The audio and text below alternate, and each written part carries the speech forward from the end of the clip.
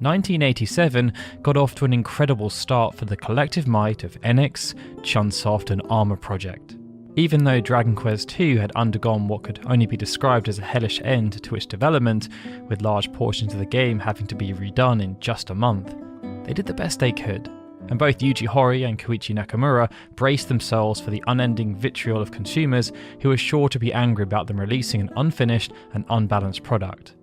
But the opposite ended up happening. What they'd done to extol the virtues of the role-playing genre over the past year had worked, and Dragon Quest II resonated with their audience in spite of its increased difficulty. Sales ended up surpassing anything they thought possible pre-launch, and it led to a shift in mindset about what they thought could be done next. With 2 successful launches under their belts, they no longer had to prove the viability of the genre. So their focus shifted instead to exceeding expectations and pushing the genre as far as they could, not least because they were acutely aware that their success was going to inspire a wave of creators who sought to take their crown. This is the story of Dragon Quest III.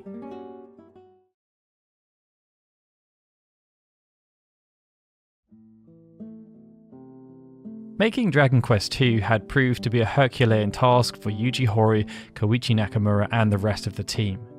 Within half a year of releasing the original game, Chunsoft and Enix had developed an entire sequel, continuing their endeavour of introducing role-playing games to the ever-expanding pool of Nintendo Famicom players. For the second game, they expanded ambitiously upon the original, introducing bigger battles and a grander story. And yet, despite effectively having a running start, the team ran into numerous complications while attempting to surpass what they had already achieved, and were forced, at the last moment, to delay the game's release in order to rebalance the entire experience. Their 7-month whirlwind of development ended up with a dramatic and taxing conclusion, and Enix were so unsure about how it was going to be perceived that, after the last-minute delay, they cut their sales expectations nearly in half, from 700,000 copies down to 400,000. But the hard work paid dividends, and once Dragon Quest II actually went on sale in January of 1987, it became an instant phenomenon. The ensuing Dragon Quest craze saw over 1 million copies sold in Japan within a month, and it far exceeded what had been achieved with the original game. Such success cemented the series and the studio's reputations, and it proved that Dragon Quest was not a one-trick pony, but also that the genre was more than viable on home consoles. Other game studios quickly began to take the potential of role-playing games more seriously. Throughout 1987, this saw several publishers attempt to break into the genre on the Famicom. Each attempted to follow Dragon Quest's lead, but brought their own distinct approach to role-playing, like Megami Tensei, which combined a dark vision of the real world with Ultima-style dungeon crawling, or Final Fantasy, which provided an original perspective on the traditional Dungeons & Dragons classes.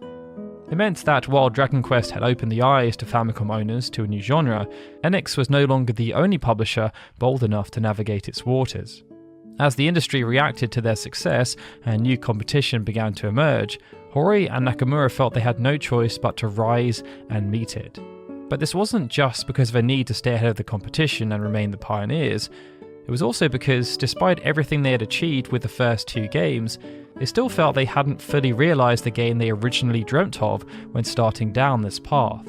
Dragon Quest had set the stage and introduced a new wave of gamers to the complex concepts of role-playing games, but its one hero versus one monster approach proved to be somewhat repetitive. Dragon Quest II upped the ante, introducing more playable characters, more enemies, and a deeper world. But this ended up making the game considerably harder than anticipated, and they still had to make compromises along the way. This meant they still had ideas they wanted to bring to fruition, and this made the 3rd Dragon Quest game a necessity if they wanted to fulfill their vision, while also ticking the box of satiating the appetite they had created amongst their audience, not least because consumer expectation was now to be at its highest point. To live up to their own pedigree, the hypothetical Dragon Quest III therefore had to be bigger and better than what came before. So if Dragon Quest II had been twice as fun as the original Dragon Quest, then Dragon Quest III would have to be 4 times as fun. Before heading into the specific development of Dragon Quest III though, I'd like to say a huge thank you to everyone who has supported the channel so far. we set up Datalog with the mission of chronicling the history of role-playing games, initially through the lens of those developed in Japan, and it's honestly been incredible to see how much that mission has resonated with everyone. Each series is told in chronological order, but there's also room for one out-of-sequence episode. This season, that means a bonus episode on Generation 1 of Pokemon, which is live right now for Patreon supporters, and will be live before the end of the year on YouTube. Next season, we're going to allow all Patreon supporters, free or paid, to vote on what the next out-of-sequence episode should be for Season 2. So, if you'd like to be part of helping this channel to prosper, feel free to head over to patreon.com/datalog to learn more. With that though, let's head into the development of Dragon Quest III.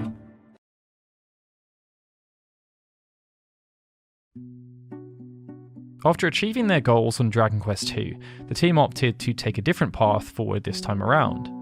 This meant, unlike previously, where they went straight into development before even being given the green light from Enix that a sequel was on the table. This time around, even though the team was enthused about the prospect of making another sequel, the beginnings of Dragon Quest III were a little slower. Dragon Quest II's month-long delay had led to an absolute marathon of playtesting and revisions, with new builds being checked multiple times daily by the end of this period. It meant the entire team, not just Hori and Nakamura, were suffering from severe burnout, as well as the psychological pressures of putting out a game to market they weren't 100% comfortable with. It meant that while the pair had aspirations to make another game, so as to close out their unfinished business, they weren't in a position to even begin pre-planning until Dragon Quest II was finished and out the door in December of 1986. But when the dust settled, they just wanted to try and recuperate. Hori, for example, ended up collapsing from a stomach ulcer that had formed due to all the stress, and Nakamura even considered quitting the games industry.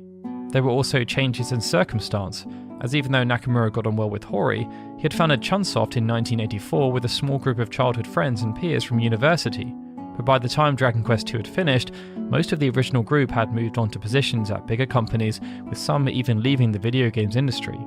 As a consequence, Nakamura also considered disbanding Chunsoft altogether due to it just not feeling the same. But those doubts subsided post-launch after he saw the response from fans. When considering all of these aspects, instead of immediately starting a third back-to-back project, the Dragon Quest team decided to take some time off over the holiday period. And in the new year, they planned to travel to a hot spring resort in Hakone for a team retreat. The intent of the trip was simple: to unwind, regroup, and celebrate their accomplishments. But the exhausted creators just couldn't stop themselves from starting to brainstorm their next game, especially given how, at the same time, hype was beginning to swirl ahead of Dragon Quest II's launch at the end of that month. The company retreat, thus, was the backdrop for the first planning sessions of Dragon Quest III, as team members discussed the things they wanted to achieve. Because as far as they'd pushed the Famicom already, there were still ideas they'd left on the table, and from the discussions that took place at the hot spring, some of Dragon Quest III's most defining features were outlined. First, they wanted to expand the playable party once again, this time to a nice round 4 characters. And while Dragon Quest II had given players a static party, with 3 descendants of Erdrick, each with defined characteristics and abilities, Hori wanted Dragon Quest III's party to be much more malleable. This would see the main character continue to act as the player's avatar, while retaining the hero class like in the previous games, and being able to use a mixture of physical and magical abilities. But this time, players were given the option to either choose a male or female appearance. The remaining 3 party members were then to be generic blank slate characters, decided entirely by the player. They could be hired as allies from an adventuring company in the starting town and assigned one of 8 vocations or classes. Some of the classes were then to be aligned with classic fantasy archetypes like the warrior, mage, or martial artist, with a few more unconventional choices mixed in to spice things up. But even these would still have roots in traditional classes seen in the likes of Dungeons & Dragons, Ultima or Wizardry, just with their own distinct identities. Should players wish to change their party lineup, they could then hire a replacement or, better yet, reclass their existing character. And they hypothesized about creating a special location that could offer this service a little later in the game, while also wondering about the potential balancing issues.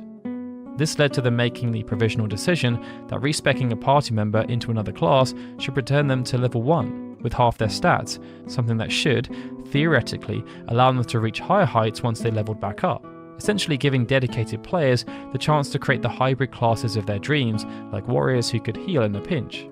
The main character, however, was to be exempt from this process, expected to carry the physical hybrid and magical hero class for the entire game. The last key feature to arise from this initial planning session was the day-night cycle. On this point, video games, regardless of their genre, had rarely explored this space in a meaningful way. But just after Enix's staff retreat in January, 2 other games attempted their own take on the mechanic. Taito's Kikikai Kaidohen on the Famicom Disk System, a reimagining of an arcade shoot-'em-up where a timer tracked the in-game date, and Castlevania II's Simon's Quest, which cycled between day and night every 6 minutes of real time, changing NPC and enemy behaviours. Both of these mechanics were neat, but the idea conceived for Dragon Quest III in its earliest planning sessions was slightly more complex than either. That was because the time of day would alternate with every 120 steps the player took outside. At night, enemies would appear in different formations and become more powerful or aggressive. While most townsfolk would retire into their homes to sleep, and other locations would be outright inaccessible. This meant it was not planned to be a simple visual gimmick, but a legitimate mechanic that impacted gameplay and quest progression, with some tasks requiring the player to visit certain locations at night. They felt such ideas had the potential to revolutionize the console role-playing genre yet again, and after being energized by their retreat, Hori, Nakamura, and the wider team returned to their offices to get to work on Dragon Quest III, just in time to see Dragon Quest II launch on the 26th of January 1987. The unexpected leap in popularity then redoubled the team's commitment to delivering a strong third game, because the expectations and the potential felt higher than ever. But for them to deliver, they first had to come up with a compelling scenario. This was the foundational element, and after the success of Dragon Quest I and II, Hori was adamant that whatever came next had to be not only bigger, but also more fun. He had worked hard to make sure the scenario of Dragon Quest II was better than the original, but now he had to do the same again, and this time he knew it was going to be even harder, since they wanted to increase the scope significantly. Following the Hot Springs retreat, Hori spent the entire month of February drafting the story. From the outset, he was adamant that Dragon Quest III should retain its silent protagonist. This was because Hori was very passionate about the act of role-playing as part of the story, and this meant, in his eyes, that if the protagonist spoke, it would ruin the illusion, making the player believe they had no actual agency in determining how the story progressed. The supporting cast was simply there to add flavour alongside the rest of the world. Fortunately, this philosophy intersected well with the concept they devised at the retreat, where the player could fill their party with up to 3 hand-picked allies. Thus, the story was planned to focus on a young hero who embarked on an adventure to stop the Demon Lord from destroying the world. But where previous games had focused on a hero descended from a famous warrior named Erdrick, Dragon Quest III's hero was the child of Ortega, a warrior who had been given the same quest many years prior but was presumed dead. This approach refreshed the formula they had previously used, while still having a familiar weight of lineage and responsibility on the player's avatar. But Hori also wanted to introduce another aspect that he felt would be revolutionary, and this was to have the game's world mirror the layout of the real world, while also reflecting its variety of cultures. This meant most of the locations in Dragon Quest III's world map corresponded to a real-world country, and were placed in roughly the same place on the map. The country of Japan, for example, resembled Japan, and it was found far to the south of Mur, the in-game counterpart of Eastern Russia, named after the Amur River. Some other references ended up being just as obvious, like Romeli for Rome and Portuga for Portugal, while others were a little more oblique, like the immigrant town, which could have been developed as a reference to the Jamestown colony in America. Once the original story draft was completed, the development team then travelled to Egypt in March to get inspiration for their globe-trotting main scenario idea, particularly from the town of Ibis, the in-game parallel to Egypt. Upon their return, full-scale development commenced in earnest, and throughout April, Hori got started crafting the game's maps, while Nakamura began work on the battle system. Coming up with the scenario was only the beginning though. The real challenge was ensuring that the scenario came across as intended, bringing it to life through all of its aspects, such as its characters, playable, non-playable or antagonistic, but also its maps, dungeons and even naming conventions. To this end, Hori opted to expand the scenario team even further, as there was just too much work to do. He'd taken a similar approach with Dragon Quest II, leaning more heavily on his Shonen Jump colleague Hiroshi Miyaoka to help him out. Miyaoka then returned for Dragon Quest III as scenario assistant, but he was now joined by a new hire named Kenji Yanagasawa. With such an ambitious scale, drawing all of the game's maps took the team over 2 months. And by July, the scenario team shifted to working on the NPCs, placing them on the maps, staging events, and writing their dialogue. Around the time the maps were finished though, Hori had a moment of creative crisis. He had always been adamant about wanting to be the first to do something, and if other games launched with features that they were planning, thus beating them to the punch, he'd rather cut the feature entirely to avoid any comparison. This then caused significant issues when an RPG called Mirai Shinwa Jarvis launched at the end of June. Developed by Taito, the game was largely panned by critics, if not overlooked entirely due to a plethora of bugs.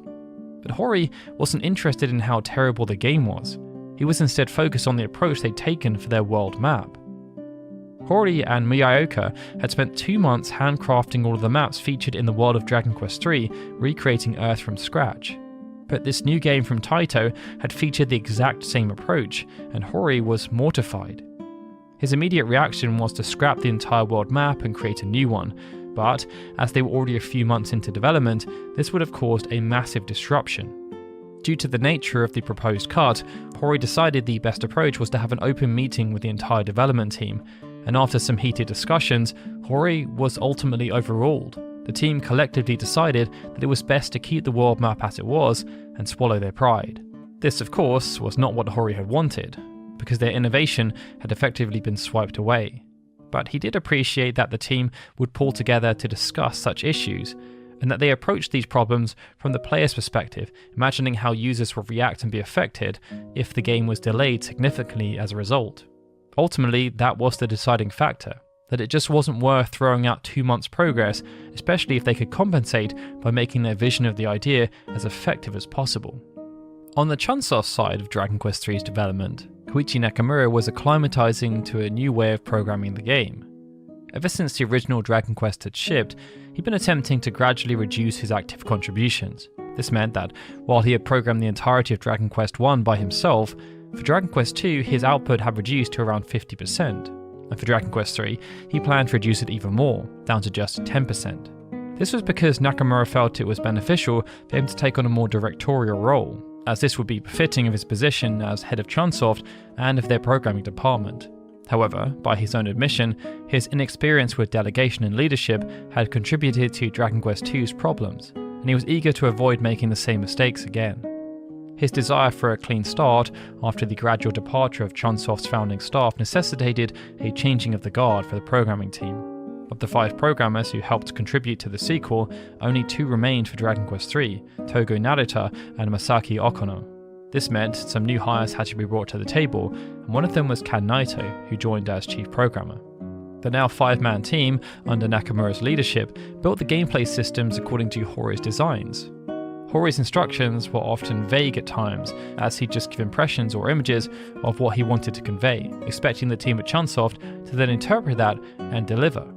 Now that he had more time, it meant Nakamura felt more comfortable about looking for ways to fully enact these ideas and interpreting what Hori had intended in a way that could be achieved on the Famicom. Hori likened their arrangement to the relationship between a manga's artist and writer, one outlining scenes and one turning those ideas into reality. Dragon Quest III proved to be more demanding in this regard than ever, with larger puzzles, dynamic scenes, and more complex set-piece moments, such as the eruption of a volcano. The gameplay itself expanded significantly too. Compared to the relatively simple progression of the previous games, Dragon Quest III was exponentially more complicated, with 4 playable characters, many possible vocations, and the ability to swap between those vocations mid-game. But while the programming team was relatively new, they had the benefit of Nakamura's experience at the helm, and likewise, they knew that the players themselves were familiar with Dragon Quest conventions and playstyle by now, so felt they didn't have to work too hard to explain everything like they had to with the 2 previous games. With Dragon Quest I, for example, they focused on making the lone hero's level ups and new equipment feel like a tangible upgrade, to purposefully show RPG newcomers how the genre worked. And those concepts were expanded upon in the sequel. But after easing players in with 2 previous games, they now felt free to embrace a bit more complexity. This was also because, while other games on the Famicom had started experimenting with changing the formula when they made a sequel, like Zelda 2: The Adventure of Link, Dragon Quest III was intended to still be familiar at its heart, using virtually the same gameplay system but expanding what was possible within it. The biggest factor working in the team's favour, however, was the introduction of battery-powered saves. Previously, programming the Spell of Restoration password system had been taxing on Nakamura. All the player data had to be saved to a string of characters, something that was somewhat manageable when there was only one playable character, but much less manageable when this was expanded to 3, as it saw passwords balloon from 20 characters to as high as 52. Adding a 4th character and expanding the story dramatically would have required absurdly long passwords, but the introduction of battery saves was like lifting a weight off their back, enabling them to do things they hadn't been able to do before. They also doubled storage capacity, facilitating the near tripling of available spells to a total of 62, with each spell also being given specific utility to reduce the amount of useless spells. Enemies were also given more focus, with their behaviour reprogrammed to feature more deliberate attack algorithms and logic. Simpler enemies still behaved in inefficient patterns, even attempting to use magic when they lacked the resources. But more sophisticated monsters and magic users were designed to be smarter, even stealing the party's MP to keep casting potent magic or reviving other defeated monsters. This not only helped keep the game balanced with more player characters, but addressed the potential monotony. There was even room for savvy players to add a little risk to their playthrough, for a substantial reward. The Gadabout or Goof-Off vocation was added as a sort of joke class. Male Gadabouts appeared like literal clowns, while female Gadabouts appeared in risque bunny suits, often holding alcohol in Toriyama's illustrations. The vocation had abysmal stats, and their main ability functioned at random, depending on their level, picking an effect from a list of antics which could help or hinder the party, or simply waste their turn.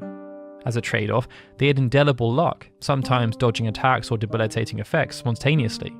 Taking a Gadabout was a risk, but players who managed to raise one to level 20 could then reassign them to the potent Sage vocation, a class second only to the Hero class, as it learnt magic associated with both priests and mages, while also being able to use most weapons and armour. Hori had intended Gadabouts to give the game character, but at Chunsoft's insistence, they were given a higher purpose, serving as a shortcut to the otherwise obtuse Sage class. The programming team spent most of the earlier half of development getting these systems in place, until Toriyama's monster designs were completed in full by September.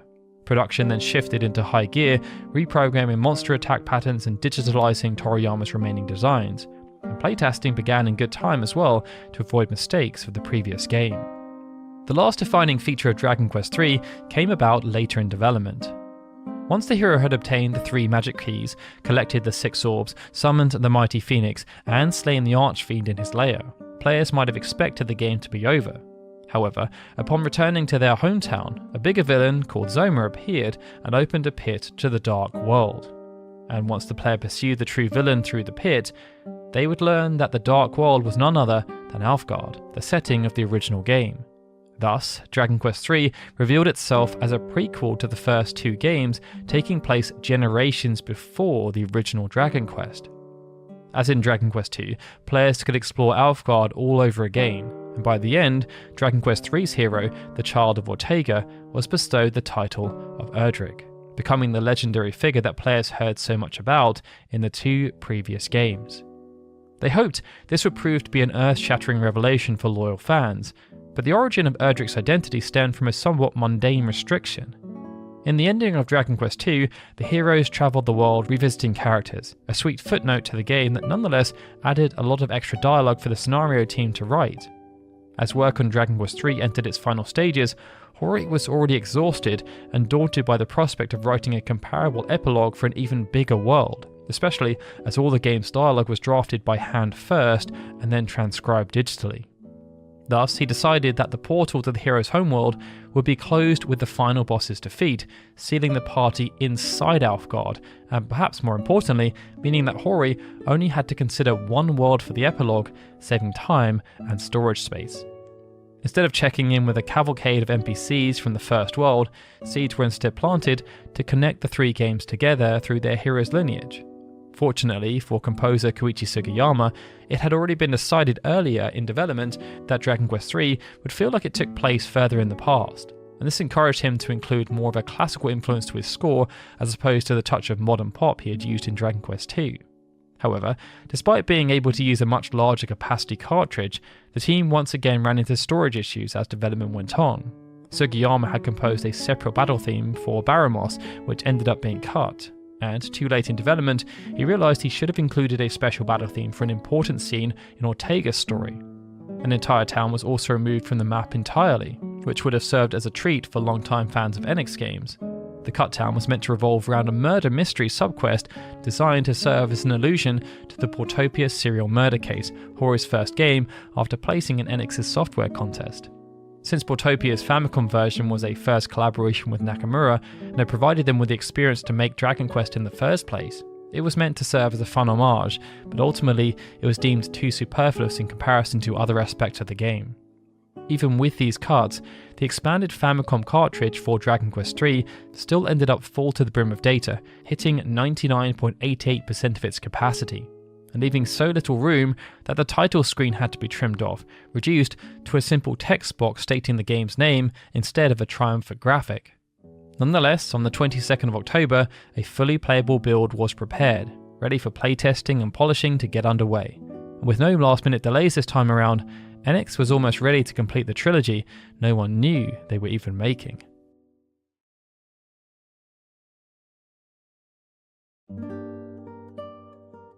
While production on Dragon Quest III ended up far less tumultuous than Dragon Quest II, the development process ended up being noticeably longer. From concept through to shipping had taken 6 to 7 months for Dragon Quest and 8 months for Dragon Quest II, but Dragon Quest III had taken 13 months. It was a smoother and healthier process for all involved, leaving Hori also free this time around, but nonetheless, Dragon Quest II had inspired a wave of competition, and the long wait for its follow-up left the market open to those imitators. In the fourth quarter of 1987 alone, 6 major RPGs developed by Japanese studios hit store shelves. The throne was essentially left deserted, and the contenders came seeking it. To further complicate matters, Dragon Quest III, despite the extra time, was still not ready for its initially advertised release date. Enix had been publicising a release somewhere in December of 1987, but in early November, they finally confirmed a concrete date, the 10th of February 1988. While the delay was not nearly as dire as Dragon Quest II's, it was still a potential blow to the game's performance, especially with so many other options now on the market.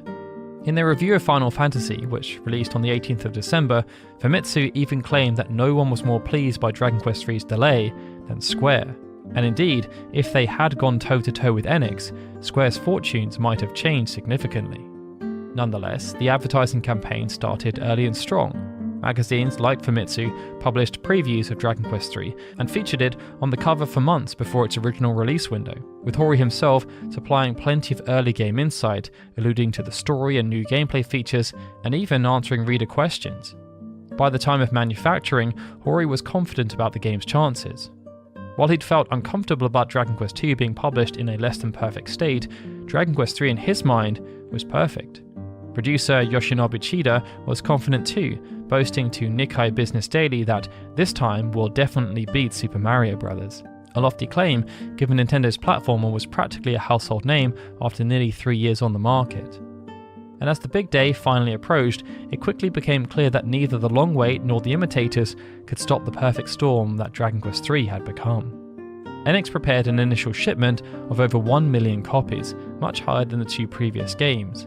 And yet, in the days leading up to launch, even that seemed like it might not be enough to satiate the demand. Practically every retailer that sold Famicom games saw lines on release day, and the biggest line was at the Bit Camera location in Tokyo's Ikebukuro district, beginning at 3 PM the previous day, and ultimately spanning the doors all the way to Ikebukuro Station by the time the store opened on launch day. Over 10,000 people joined that one queue, and upon hearing that fans were waiting in such large numbers, Hori rode his bike down to see it with his own eyes, and felt sorry that so many people were waiting in line on such a cold day. There was even a concern that students would skip school to pick up the game, leading to the Tokyo Metropolitan Board of Education issuing a formal warning. Yet even with the warning, scores of students were mysteriously absent on that particular Tuesday.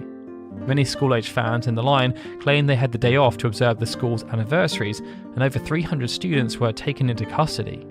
The issues were so bad that the National Police Agency asked Enix to issue reservation tickets for students, allowing retailers to hold copies for them until a more school-appropriate time. And the incident led to a general restructuring of how and when popular games would be released. But the game's success, while great for Enix, brought out some ugliness from opportunistic retailers. It's unclear how widespread the practice was, but due to how much they knew consumers wanted to get a copy, they began refusing to sell it unless consumers bought a second game with it, in an effort to shift some of their less desirable software in the process. And once copies began to run out, there were instances of muggings occurring against those who had been fortunate, with a group of high schoolers allegedly shaking down a junior high student for their copy. Due to a combination of the good, the bad, and the unexpected, Dragon Quest III's launch went down in Japan's cultural history, a rare social phenomenon for gamers to reflect upon around that time. Once the dust had settled, Famitsu reported that Enix had sold 1.4 million copies of the game in its first week. It showed that Enix's decision to order so many copies had proved to be a prudent business decision, as Dragon Quest III had become the fastest selling game in the history of the Famicom.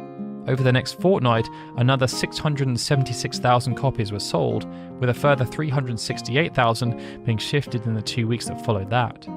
It continued to reign over the Famicom sales charts until it was eventually supplanted by Tecmo's Captain Tsubasa at the end of April. By October of that year, over 3 million copies had been sold. It was one of the best-selling games in Japan of 1988, ending up as the third best-selling Famicom game of all time. But it fell slightly short of Cheetah's boasts, as it ended up selling 40,000 copies fewer than Super Mario Bros. 3, which had also launched that year. These sales were no doubt boosted by major publications adoring Dragon Quest III. Famitsu awarded it a total score of 38 out of 40, their highest score of the year, proclaiming that anyone who owns a Famicom should definitely play it, and that Dragon Quest never disappoints anyone who's interested in it. The panel of 4 reviewers were impressed at how the series continued to improve and grow even denser. They wondered how it could feel so different from its predecessors while also using the same Famicom hardware and still feeling like a Dragon Quest game. Family Computer Magazine's readers then scored Dragon Quest III as a 27 out of 30, with particular praise given to its music and levels of engagement. This set the stage for similar returns outside of Japan, but due to how much time had passed and the underwhelming performance of Dragon Warrior 1 and 2, Enix opted to take a different approach when it came to releasing Dragon Quest III in North America. Instead of relying on Nintendo of America, this saw Enix take over publishing duties themselves. As per the 2 previous titles, it was to be named Dragon Warrior 3, and they implemented numerous changes to make sure the game adheres to Nintendo of America's strict policies. However, whereas Dragon Quest III was released on a 2MB cartridge on the Famicom, Dragon Warrior 3 was bumped up to a 4MB cartridge when it was released on the Nintendo Entertainment System, and thus the English edition was given a few extra bells and whistles. Like Dragon Warrior 2, Dragon Warrior 3 featured a unique title screen which helped to set the medieval tone. The name entry segment, which had been silent on Famicom, also featured the sprightly theme Intermezzo from Dragon Quest IV, which had already been released in Japan by this time. But that wasn't all. The title screen was updated to feature a brief animation showing the hero's father, Ortega, fighting a dragon atop a volcano, and this provided a hint to his fate that was not present in the original Japanese version. Ortega was also given new distinct sprites for the scene, and a later appearance, where in the Japanese version he appeared as a reskinned version of the Hoodlum enemy. Chunsoft's Hazuki Kurikara handled Ortega's redesign, which incorporated some elements of the blue armor that by now had become a staple of the Dragon Quest heroes.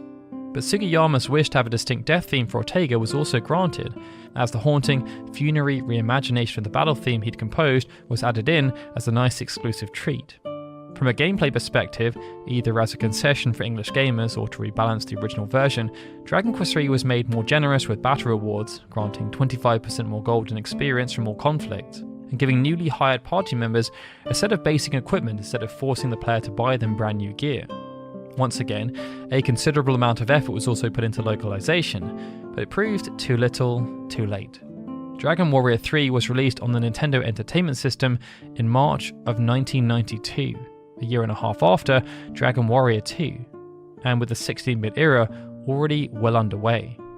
The Super Nintendo had launched in August of 1991 and quickly became a sensation, and its main competition, provided by the Sega Genesis, was beginning to thrive as well. At a time when Sonic the Hedgehog and Mario competed for the hearts of young gamers, a 4-year-old Japanese role-playing game for an 8-bit system held very little intrigue. As big as the series had become in Japan, in North America, Dragon Warrior was nothing more than a very niche title, and even with flashier, faster platformers stealing the thunder on newer hardware, a third entry in a struggling series was a tough sell in that market. Nintendo Power did try to signal boost it a bit, publishing a full strategy guide for the game, but they only published a mini review within their Power Meter section, awarding it a 3.6 out of 5 and acknowledging its dated presentation. Other publications, however, barely bothered to even register its arrival. Electronic Gaming Monthly previewed it a year prior to its release as one of the games featured at the Consumer Electronics Show, calling it Japan's favourite RPG, but they didn't do much else beyond that. Video Games and Computer Entertainment magazine was harshest, however. They lamented that it had no dragons to speak of, buried its plot twist under too much combat, and had a persistent flickering on screen. Generally, Western critics agreed that those who liked the previous games should probably check it out, but recommended that enthusiasts of the genre should just wait for the next Ultima. As a result, Dragon Warrior 3 did not make much of an impression commercially, continuing the series' diminishing returns in North America. It saw only an estimated 95,000 copies sold in total, which was a marked decrease on the previous game's performance. What had been a generation-defining event in Japan became little more than a whimper in North America, and Dragon Warrior 3 went underappreciated by its second market, for the time being at least.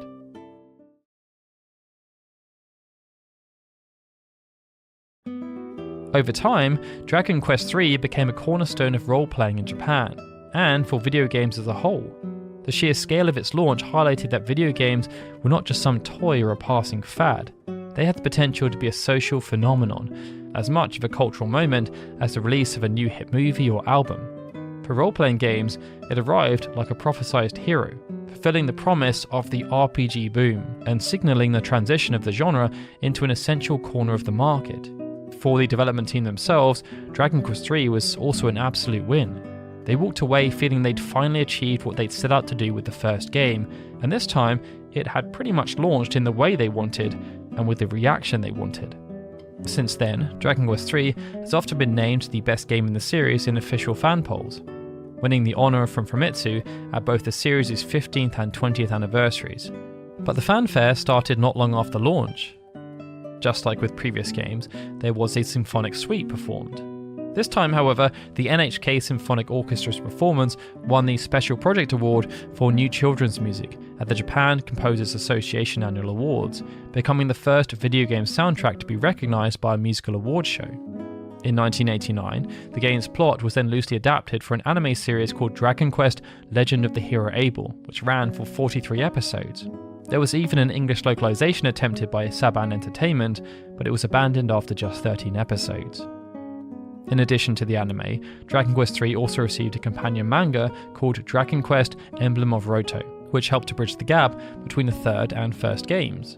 But despite Dragon Quest's connection with Akira Toriyama and Shonen Jump, the manga was illustrated by Kumi Fujiwara and published by Enix's own publication, Monthly Shonen Gungan.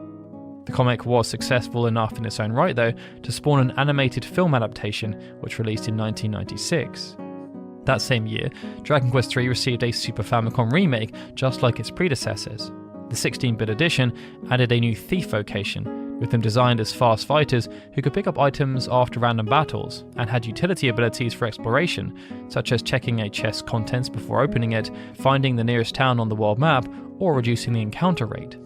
New personalities also helped to dictate how a player character's stats would increase over time, adding another layer of strategy to party planning. While a host of quality of life improvements were also added, including features introduced in subsequent games to help with overall playability and familiarity to those who had come into the franchise after the original release of Dragon Quest III.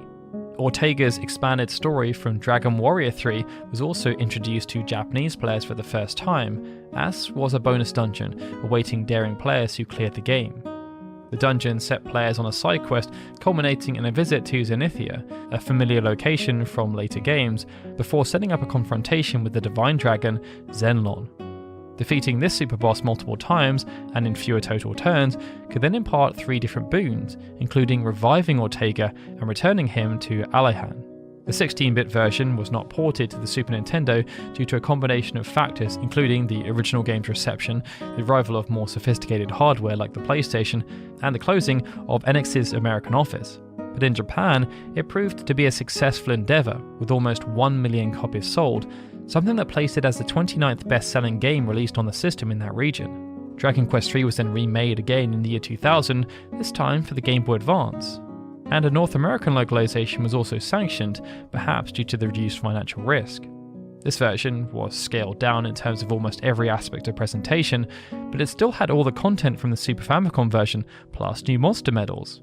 This saw monsters killed last in combat having a chance of dropping a medal as a prize, and collecting multiple medals ranked them up from bronze all the way to gold. Collecting bronze and silver medals was key to progressing through the Ice Cave, a new bonus dungeon that led to a new super boss called the Grand Dragon. Given that the Game Boy Color relied on batteries, the handheld remake also incorporated the ability to save anywhere. And even though it was released late on in the console's lifecycle, this newest remake ended up selling another 600,000 copies, something that positioned it as the 29th best-selling game to release on the Game Boy, but the 5th best-selling Game Boy Color game. And by the time Square and Enix had merged, Dragon Quest III had managed to sell almost 6 million copies across all its versions, making it the best-selling game released in Japan across the company's combined portfolio, and only behind Final Fantasy VII and VIII in terms of global performance. For 2 decades, additional ports and emulations followed, updating the game for Japanese smartphones, the Wii, the PlayStation 4, 3DS and Nintendo Switch, while not really adding much in terms of gameplay or features. But during the series' 35th anniversary, Square Enix announced the Dragon Quest III HD 2D remake as the first major reworking of the game since 2001. Square Enix producer Masaki Hayasaka had been interested in remaking the original Erdrick saga, since they had not been truly remade for a modern system since the Super Famicom, and he felt that Square Enix's HD 2D style, introduced through Octopath Traveler, offered the perfect compromise, and Hori agreed upon hearing the proposition. To give the remake something distinctly original, Hori also suggested a new vocation, the Monster Wrangler class, which had originally been introduced in Dragon Quest X, while head of Creative Studio 5, Tomoya Asano, suggested that a hard difficulty mode should be implemented. Character customization was greatly expanded, as well as the abilities of most jobs, while the scenario was fleshed out to give its characters more impact and agency, now accented by voice acting in battle and for major cutscenes. Ortega's story was also expanded again alongside the post-game content. Hori was ultimately impressed with the results, particularly with how the HD 2D visuals truly allowed the world's regions to come alive, reflecting their real-world inspirations. While not causing the same kind of hysteria as the original release, Dragon Quest III HD 2D's launch in November of 2024 was another great success for Japan, selling over 800,000 physical units in its first week on sale in Japan across the Switch and PlayStation 5, and within a month, it had sold 2 million copies worldwide. The global success of the Dragon Quest III HD 2D remake has given the game a new chance to shine with audiences old and new, and this became especially true with international audiences. Just as Hori, Nakamura and their team had dreamt of almost 40 years prior, their creation has continued to introduce new generations to the fun of role-playing games, and maybe it's helped them to see a little more magic in the world as a result. But that was not the end of the road for this dynamic team, as even though Dragon Quest III had closed one chapter in their book of creative endeavours, another was just about to begin. From their earliest days, PC role-playing games had always been championed by the most hardcore of gamers. Titles in this genre earned their fan bases through deep and unforgiving but rewarding gameplay, and for a while that was the appeal. But some developers soon became aware that there was potential for the genre to appeal to a much wider demographic. Nihon Falcom was one such development studio, and as they consisted of pretty hardcore gamers themselves, they set about trying to create a new RPG experience that had the concept of kindness at its heart. Ys was the culmination of their efforts, and it was a huge success for the company, delivering on their promise and offering a unique action RPG experience with top-notch presentation. But the job was not done. Due to limitations, the story of Ys remained incomplete. Thus, work began on a sequel almost immediately, as they wanted to deliver a heartfelt conclusion to satisfy those who had been left on a cliffhanger, while improving other aspects of the game. This is the story of Ys 2 Ancient Ys Vanished, the final chapter.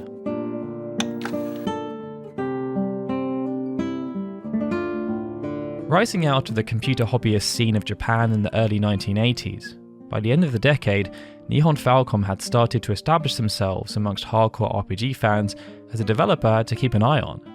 This had been fueled by the likes of Dragon Slayer and its sequel Xanadu, which had sold more than 400,000 copies. But there was also an appreciation that, while it was great that they had built up a core audience who were enthused by the Dragon Slayer lineage of games, there also needed to be an exploration of games that were slightly less intense and had the potential to appeal to a wider audience. Ys was the game they hoped could achieve that objective. To accomplish this, director and programmer Masaya Hashimoto and scenario writer Tomoyoshi Miyazaki focused their efforts on going against the grain of the RPG genre at the time, gambling on the idea that being kinder to the player while still offering a top-tier RPG experience would pay off. Their hunch turned out to be correct, as Ys resonated with audiences, and the nature of its success prompted some interesting changes to happen at the company. By this point, Nihon Falcom was becoming something of a machine, and around when Ys launched, that machine was operating at maximum capacity.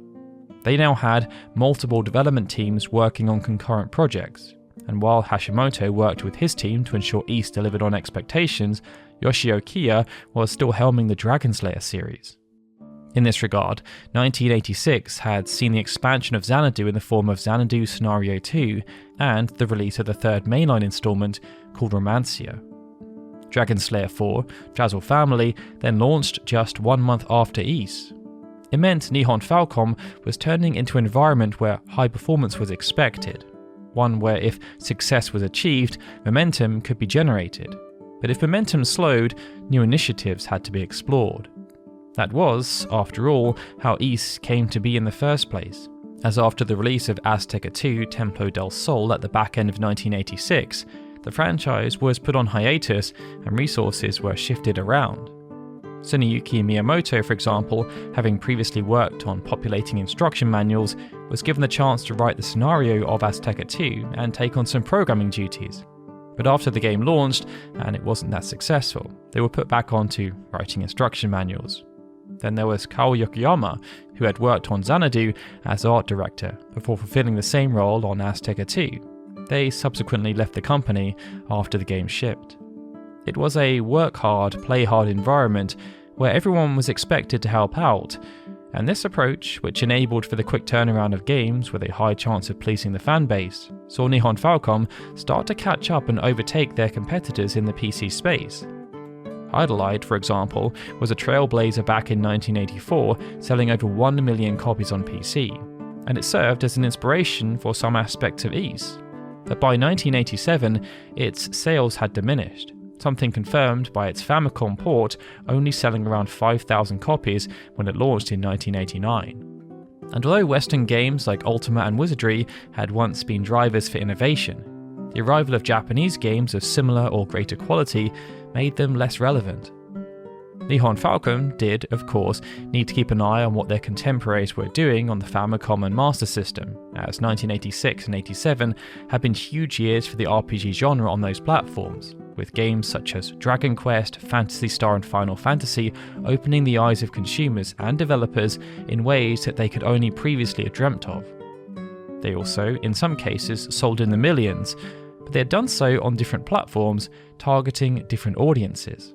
And although contemporaries started to be swayed by this, one of which was Square, who started out as a PC-focused developer, Nihon Falcom were more than happy to stay in their lane, assert their dominance over the PC market, and continue down the path that so far had continued to be very successful for them.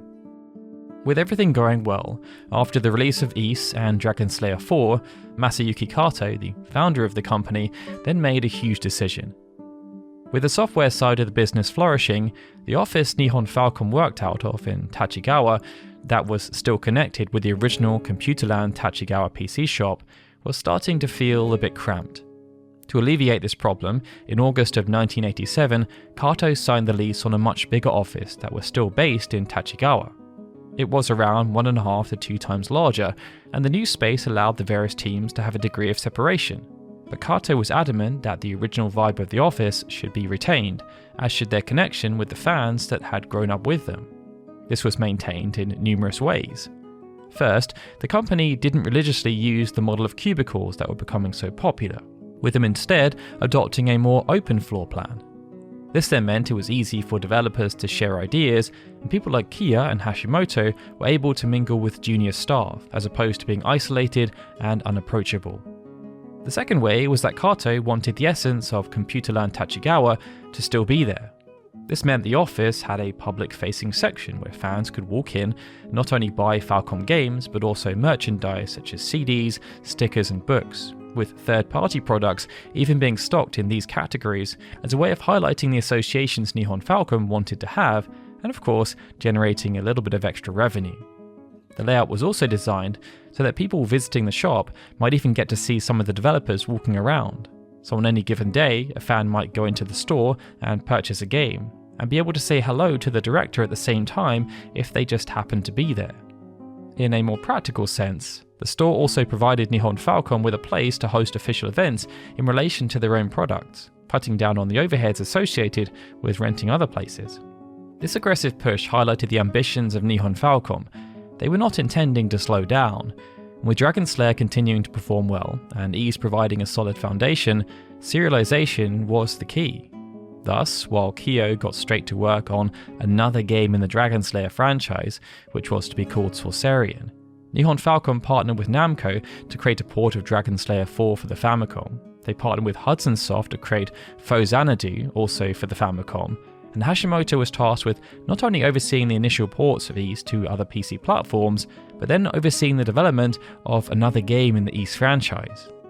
Each move was prudent and calculated, and as the original Ys had ended on a massive narrative cliffhanger, there was also an assumption within the fanbase that the continuation of Ys was never in doubt.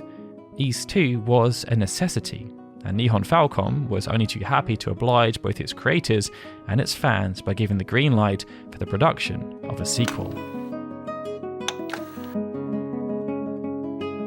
Owing to how the Dragon Slayer franchise had grown since its first release in 1984, Nihon Falcom had shown they were very open to exploring how games could be expanded. But due to the frenetic pace they worked at, planning wasn't always the highest consideration. This manifested with Ys, as though the team worked hard to make the best game they possibly could, while also attempting to subvert genre expectations. No matter what they tried or how hard they pushed, they found it impossible to ship within the intended time while being able to finish the story of Ys in a logical manner where everything wrapped up in a nice, neat conclusion. This culminated in the infamous cliffhanger that greeted players at the end of the game, and there was an assumption amongst the player base that the team had some kind of master plan for how everything was going to conclude, but that wasn't quite the case. As soon as Ys had shipped, Hashimoto, as mentioned, was tasked with working on the first wave of ports. There was no time for rest or reflection. It was only once the assigned work was concluded that the rest of the ports were delegated out to other team members and third parties, and Hashimoto was finally given some space to think about what was actually next for Ys. The majority of the team were still busy though, so according to Tomo Yamane, who had assisted with graphics for the first game, Hashimoto held a meeting with Takehiro Ora, who had also been part of the graphics team, and this meeting had one simple goal: to try and figure out how they should actually proceed. They knew that Ys 2 had to be made so that players of the first game could receive some kind of closure, but there hadn't been any thought put into how this could actually be accomplished. According to Ora, Hashimoto simply had a desire for the sequel to go to the sky, because that's where the root cause of evil was. But beyond that, he had no idea how that desire was going to tie in with the story they'd already presented, or what else was going to happen throughout the rest of the game. In short, there were no concrete plans for a sequel, and there was not even a rough outline for what the game's story could look like. Regardless, once the team started to become available during July of 1987, development progressed in earnest, despite there not really being any kind of plan. As expected though, for a sequel of this nature, the same core team that developed Ys were called back again. This saw Kato as producer, Hashimoto as designer and director, Miyazaki as the scenario writer, Seigo Akitani as the art director, and it again featured Koshiro and Ishikawa on the score, accompanied by Hideya Nagata. However, there was one major change. After the release of Dragon Slayer 4, Kiya started preparing for his next endeavour, but having been impressed by the pixel art of Yamane, Kiya requested that he join the Dragon Slayer team instead, and this meant Aura became the main person creating graphical assets throughout the early stages of development. Wasting no time, the team set about picking up their work right where Ys had left off, but as there was no real plan, everything was on the table. It was at this point that Okitani lobbied for the creation of a new heroine, and this caused some consternation amongst the team, especially from Yamane, who despite not being a direct part of the production team at this point, was still in close enough physical vicinity to hear what was being decided. In Yamane's mind, Fina was a strong enough heroine, but upon reflection, Hashimoto did not agree, and along with other members of the team, it was decided that a new heroine, who became known as Lydia, could add value to the story. The challenge was that the story still had not taken shape, so they had no idea how Lilia was going to be incorporated. In lieu of any concrete decisions, Okitani therefore decided to create some general characteristics, such as a requirement for Lilia to be ill. But that was as deep as things got at this point. With so much up in the air, and Hashimoto being unsure as to the broader vision of the game, the decision was taken to just start small and build from there, and they would simply then keep on expanding until what they had started to take some kind of shape. This led to the creation of the ruins of Moondoria, a small location that could be used to test various ideas and concepts. It was during this phase that Aura decided that they should move away from some of the mystery they tried to present in Ys 1 through subtle environmental storytelling, with them instead opting to be much more varied in how the lore was delivered. But it was also where Hashimoto explored new design concepts relating to collision detection, but also how players could interact and communicate with NPCs. Perhaps the biggest addition, however, during this phase came with the inclusion of magic. Magic was a common feature in other video game role-playing games, and indeed tabletop role-playing games, and it usually offered the player a variety of ways in which they could attack enemies, heal themselves, or navigate the world. But it was also not featured in the first game as a mechanic, and it was not mentioned in the Books of Ys, in-game items in the original that delivered a ton of lore. This presented something of a lore-based quandary, but that typified how the early stages of development panned out, as ideas that were voted in by the team, such as the inclusion of Lydia or the now existence of magic, just had to be figured out. To solve this problem, Miyazaki proposed a solution. In the Book of Tova, a key item from the first game, it was mentioned that the land of Ys was governed by 2 goddesses and 6 priests. So Miyazaki simply came up with the idea of tying a magic spell to each one of the priests.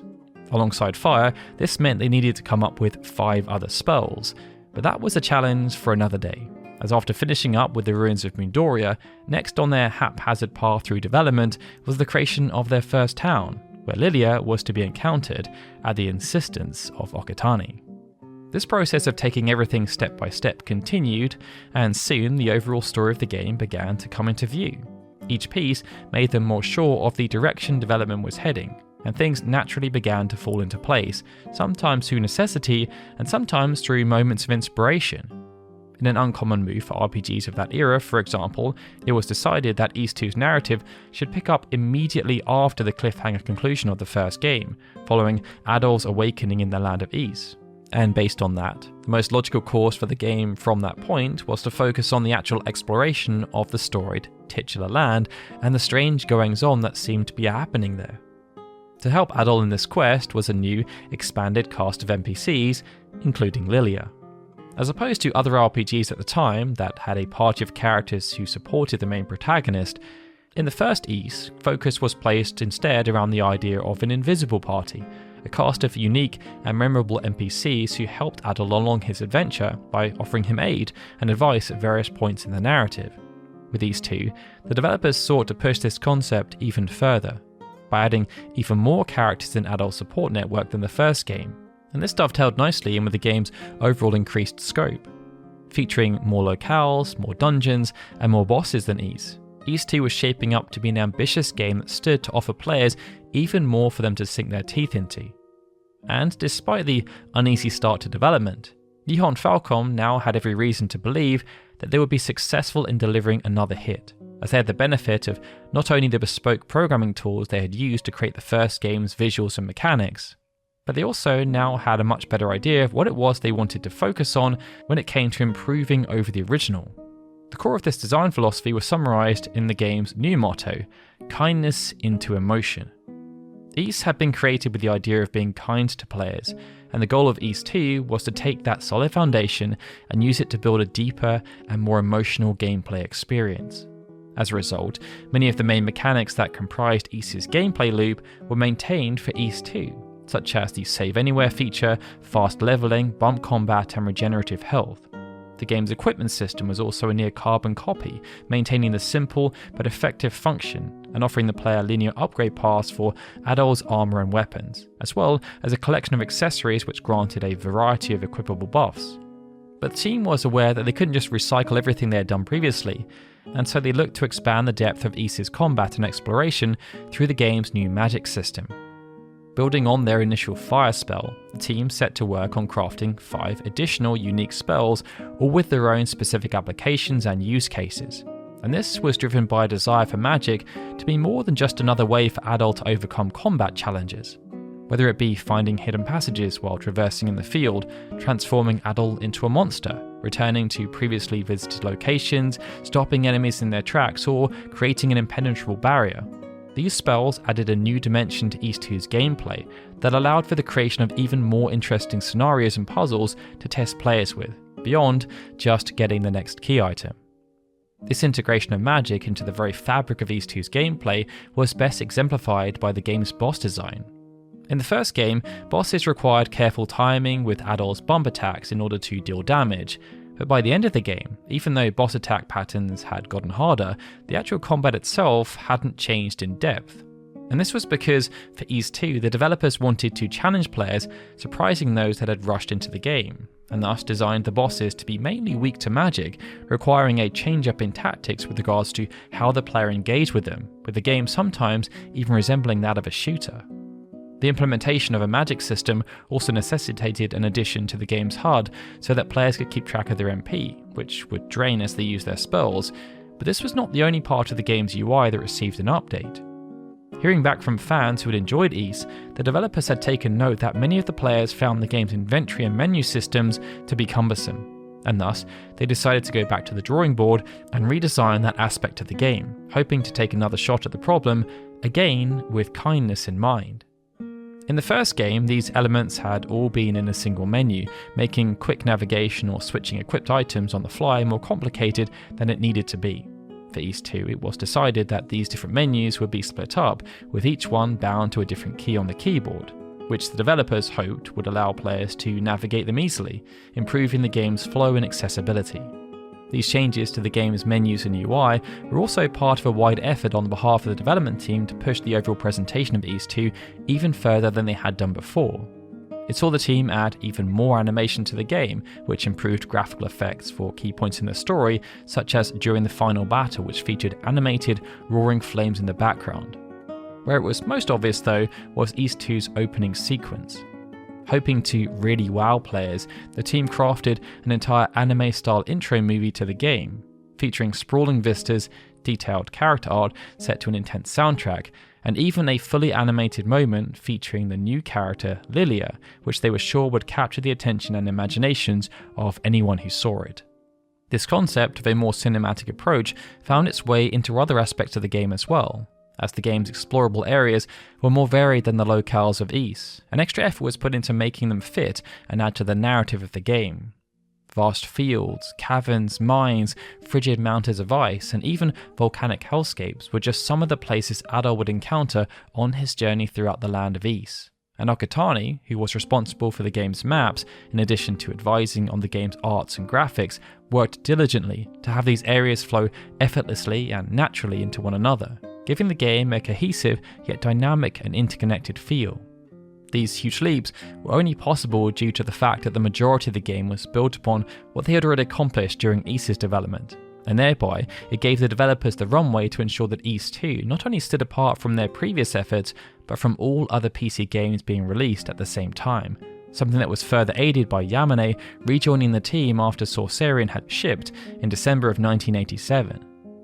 This ambition, though, was also felt by the music team, and it saw Koshiro, Ishikawa and Nagata push to ensure that Ys 2 surpassed their accomplishments from the first game. The music of Ys had been a highlight for many players, and Nihon Falcom's subsequent commercial release of the music had proven to be a smart business move by the company. And so the prospect of doing it all again, but bigger less than a year later, was a daunting task.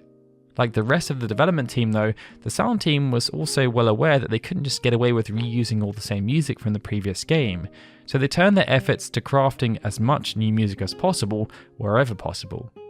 Ys's soundtrack featured around 10 to 15 songs depending on the version, a respectable tracklist for a game from that era, but for Ys 2 this number was nearly doubled to around 25. Though Koshiro and Ishikawa have stated that the actual number was closer to 50 before they narrowed it down to the final tracklist.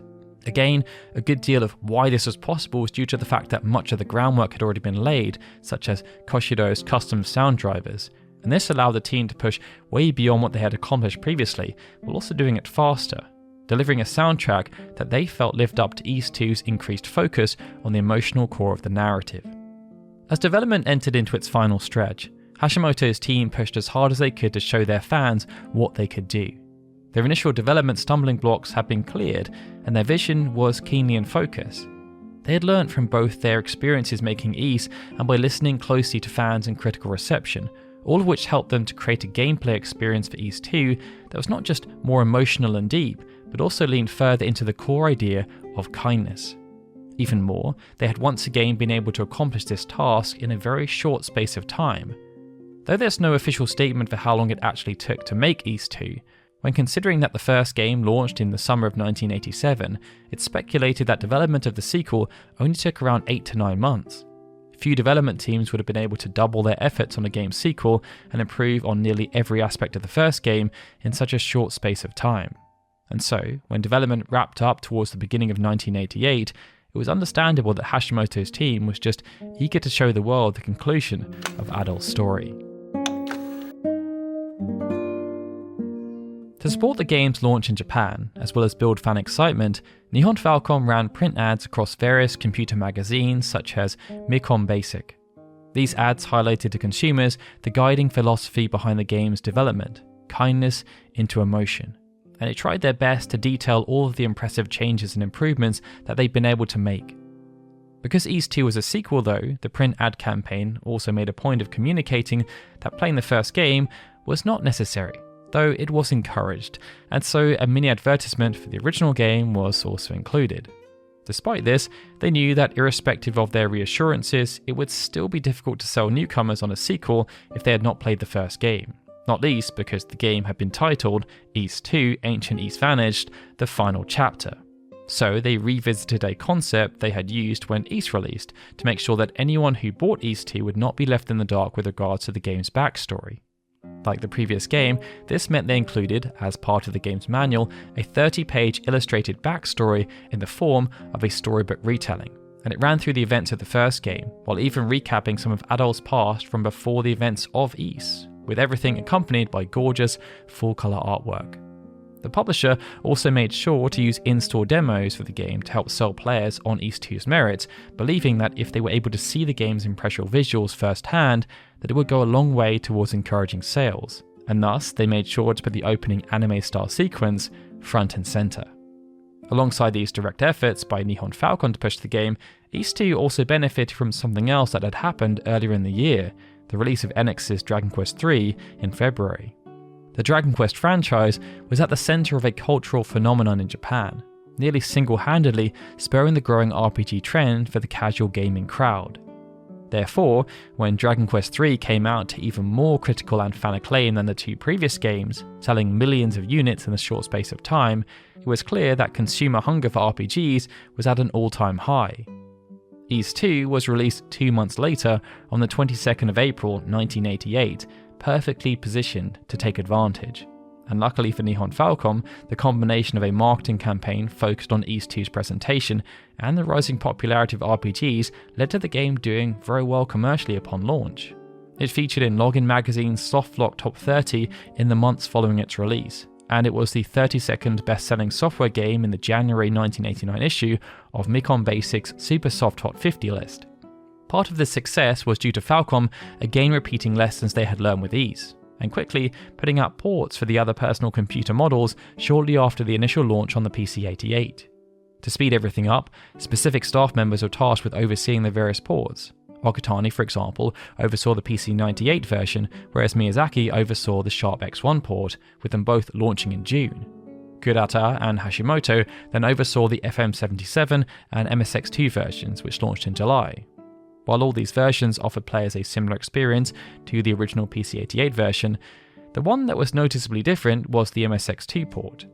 This was because the MSX2 version had a lower display resolution, meaning that its visuals lagged behind those of the other ports. But it also featured a less impressive soundtrack, despite the sound team's best attempts to make the arrangements as faithful as possible to the original release. Official sales figures for Ys 2 were never revealed, but it's reported that by the end of 1988, the game had sold around 200,000 copies, which, though falling short of the heights set by some of Falcom's previous efforts, still established Ys 2 as a successful sequel, and proved once again that players were responding positively to Hashimoto's team's fusion of player-friendly features and action RPG gameplay. The following year, like Ys before it, Ys 2 also received a Famicom port in 1990. Even though the Famicom version of Ys ended up being a rather different experience than the original PC-88 version, as it was produced by a third-party developer called Victor Musical Industries, it ended up as one of the best-selling Famicom games released in 1988. Based on this, Nihon Falcom chose to work with Victor Musical Industries again, selecting them as their third-party developer to help bring Ys 2 to Nintendo's home console. They made another honest attempt at adopting Ys's gameplay for the home console market, but this time their efforts were unfortunately overshadowed by Nihon Falcom's own efforts in the home console market, namely due to the release of Ys Book 1 and 2, which was released at the end of 1989 on the PC Engine almost half a year earlier than the Famicom port of Ys 2. This was of course an issue, because Ys Book 1 and 2 acted as complete remakes of the original two games.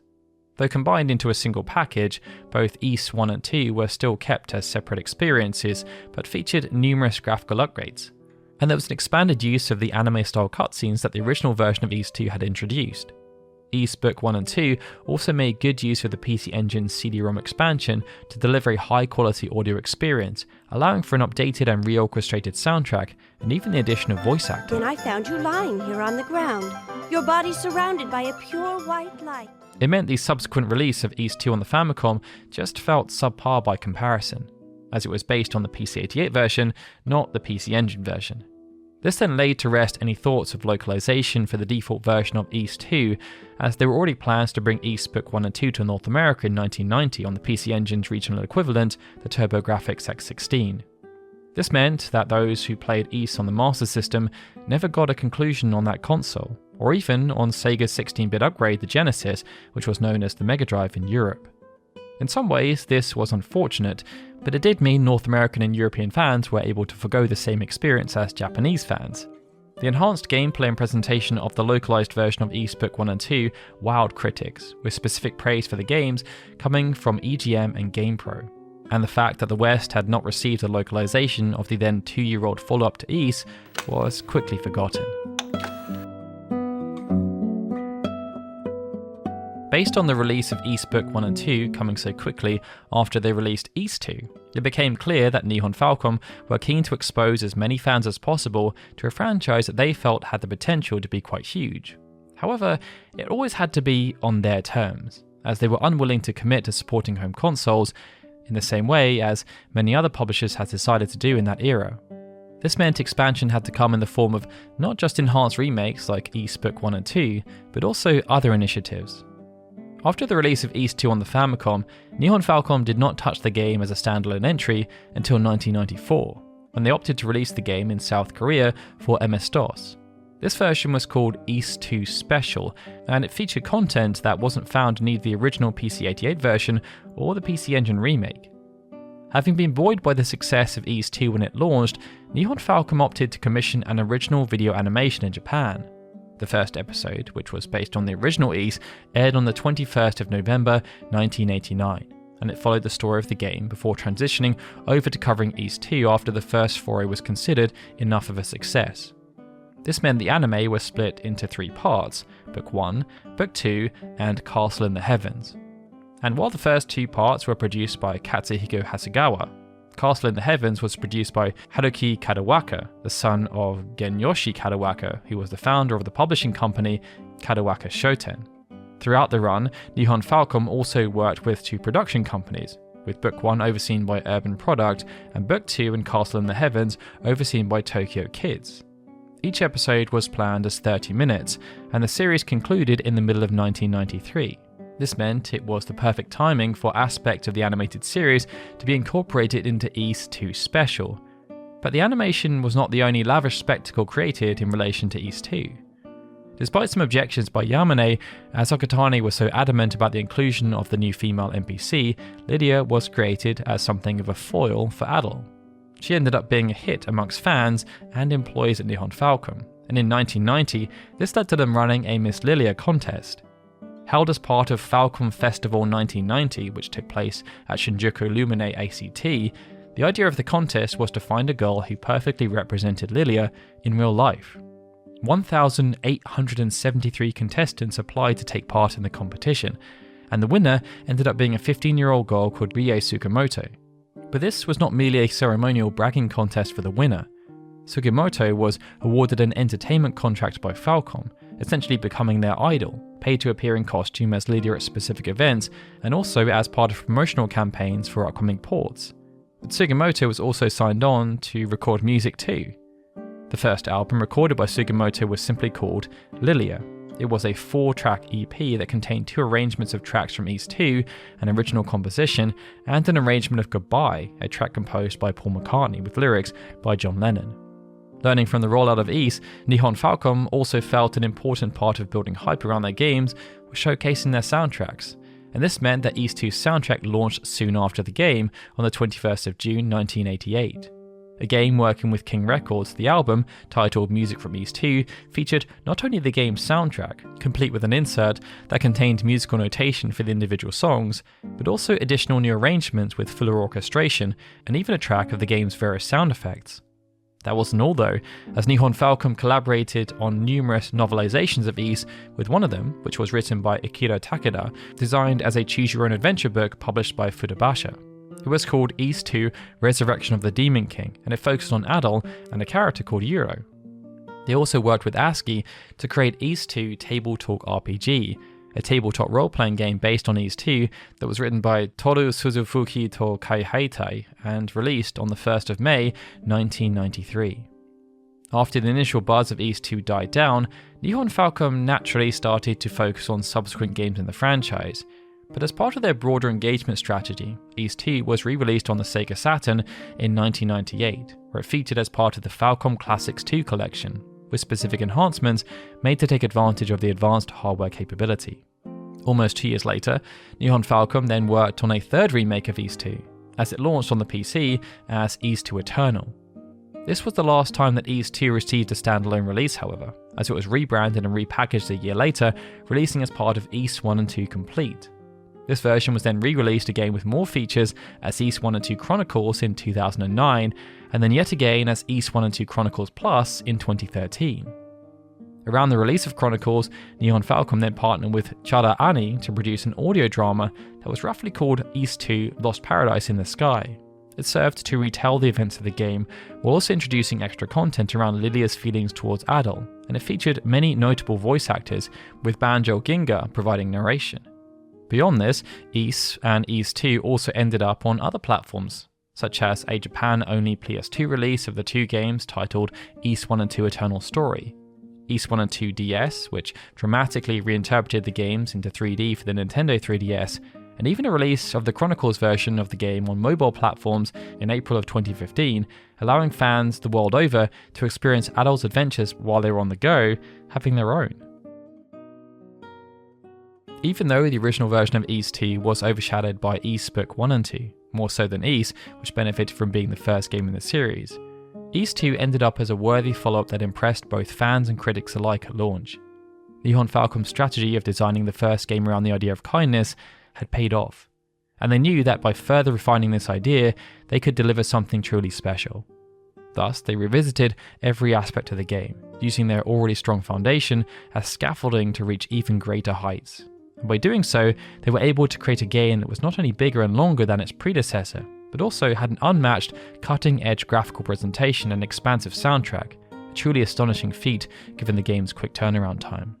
But it was Ys 2's delivery of the conclusion of the story that began in Ys that cemented it in the hearts of fans, as the game really did exemplify the development team's idea of kindness into emotion, building on the themes and cast of the first game and sticking the landing in a way that few sequels do, something that showed the RPG world that Nihon Falcom was not to be underestimated.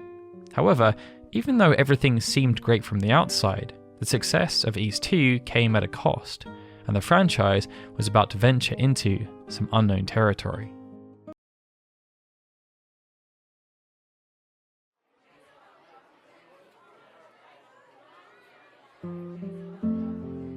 Between 1986 and 1987, Square had established themselves as an up-and-coming video game publisher and developer in Japan. Much of their success had come from developing games for personal computers. But after reinvesting a significant portion of their earnings back into the company, Square were confident that their successes could be replicated on the Famicom and its popular peripheral, the Famicom Disk System. What followed could not have been predicted. Pushing too far outside of their comfort zone, Square became trapped. They had aspirations to become one of the best video game developers in Japan, but by the end of 1987, they had become a shadow of their former selves, sucked into the rat race of producing shovelware for the Famicom Disk System in order to simply survive. The release of Final Fantasy would then change everything. Its commercial success provided Square with financial security. But beyond that, Final Fantasy had restored the company's reputation and convinced employees such as Hironobu Sakaguchi that they belonged within the video games industry. Freed from its shackles, Square pushed in a bold, new direction. This would set the stage for the release of a brand new video game that would be revolutionary, and it would be called Final Fantasy II.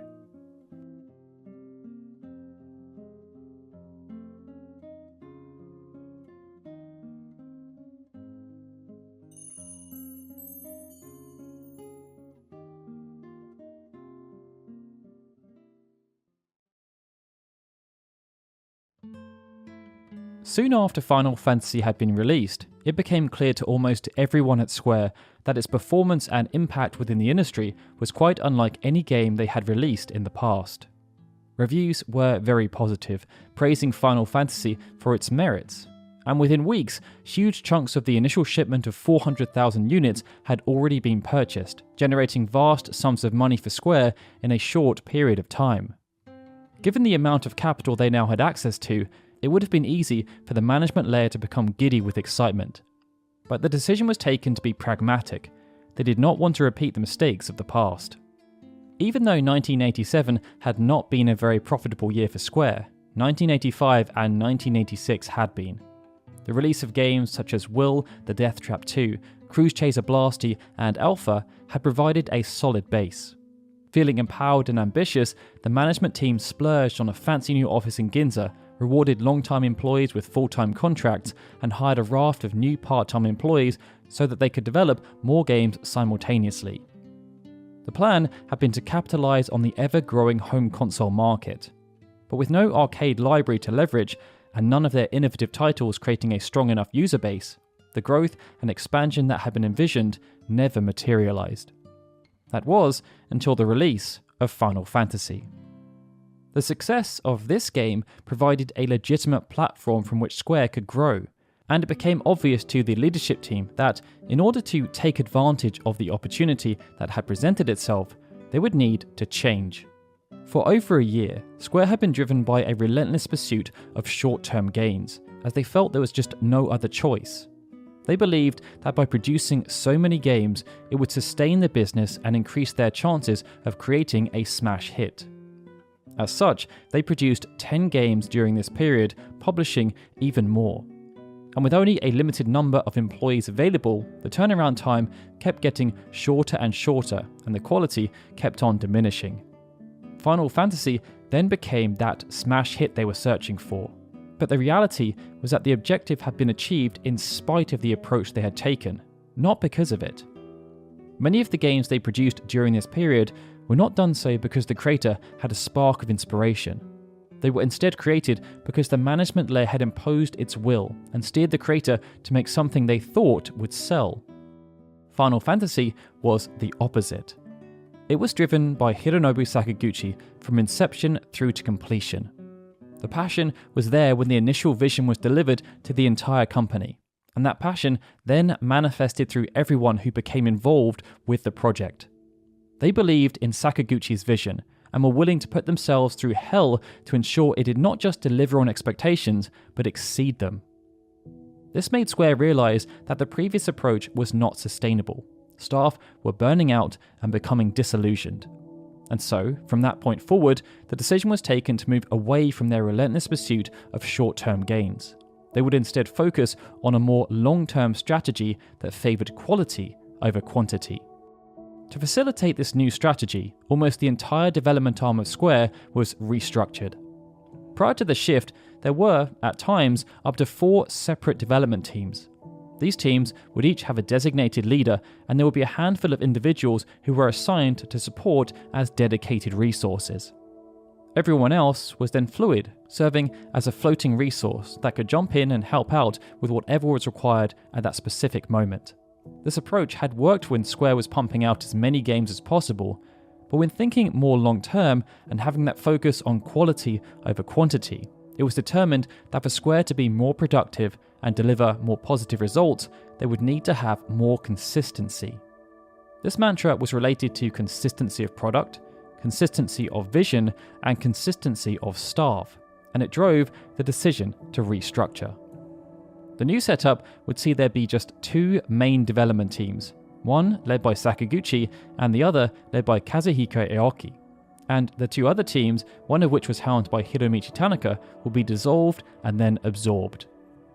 These 2 new teams would each have a clear objective. Aoki would work with a smaller group of individuals that included the likes of Takashi Tokita and Masanori Hoshino. Their task would be to focus on designing something innovative and fun, on a much smaller budget.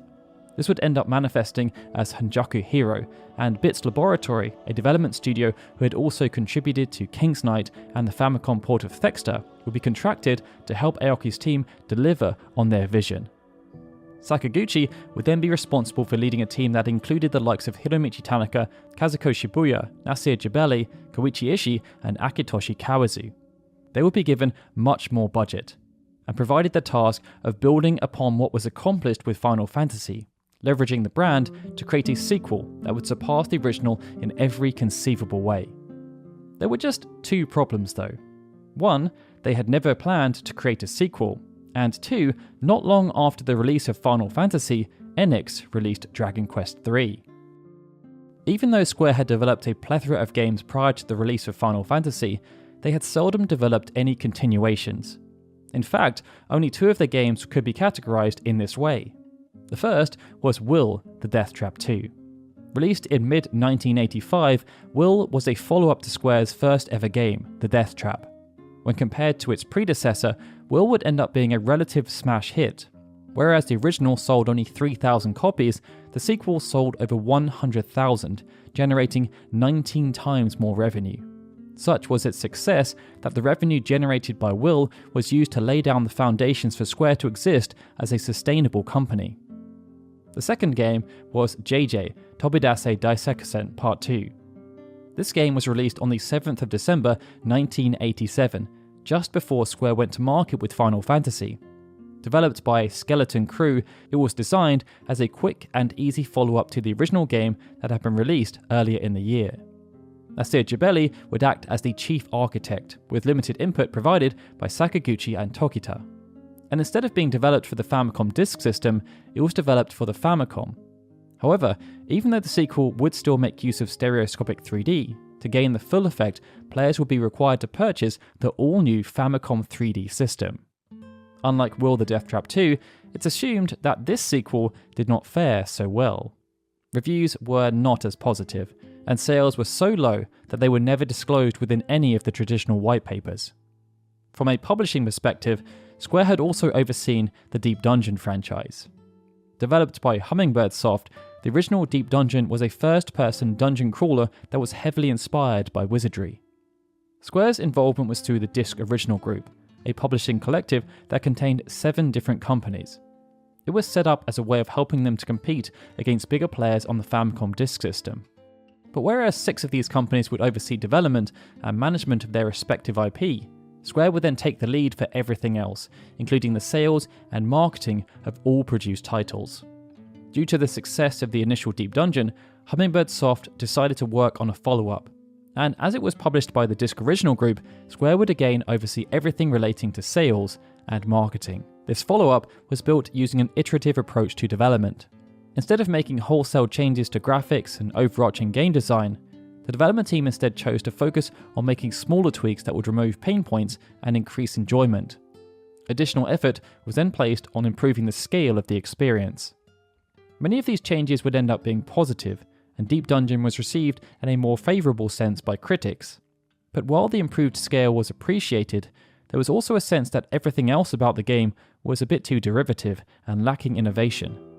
Perhaps as a consequence, the commercial performance of Deep Dungeon 2 was lacking in comparison to the original.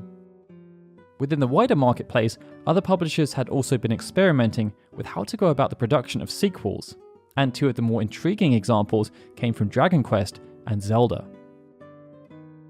By the time Final Fantasy had released, there were already 2 Dragon Quest games in the marketplace. There were distinct similarities between the 2 games, but a concerted effort had been placed on making them feel unique. And this was done by either improving aspects that just did not resonate with consumers, or by implementing elements they were unable to do so before, due to technical or knowledge-based limitations. Part of the reason they were able to do this in such an elegant manner was that there was always a long-term plan associated with Dragon Quest. Even though role-playing games had a market on personal computers in Japan, they were still niche, and amongst the console user base, they were almost unheard of. As a consequence, both Koichi Nakamura and Yuji Horii knew that even if Dragon Quest was heralded as the best role-playing game of all time, they would struggle to establish it as a must-have title due to how underdeveloped the overarching genre was. From the beginning, they therefore planned to produce multiple Dragon Quest games, so that both the franchise and the role-playing genre would start to gain recognition. It was for this reason that development on Dragon Quest II started before Dragon Quest had even shipped. And it meant that instead of overseeing wholesale changes, Nakamura and Horii sought to evolve and refine what they had already created. Perhaps one of the best examples of this related to the party setup. In the original Dragon Quest, emphasis was placed on there being only one playable character. This had a significant influence on gameplay as it forced the battle scene to focus on one-on-one combat. But this was not the original vision. Instead, Nakamura was required to compromise.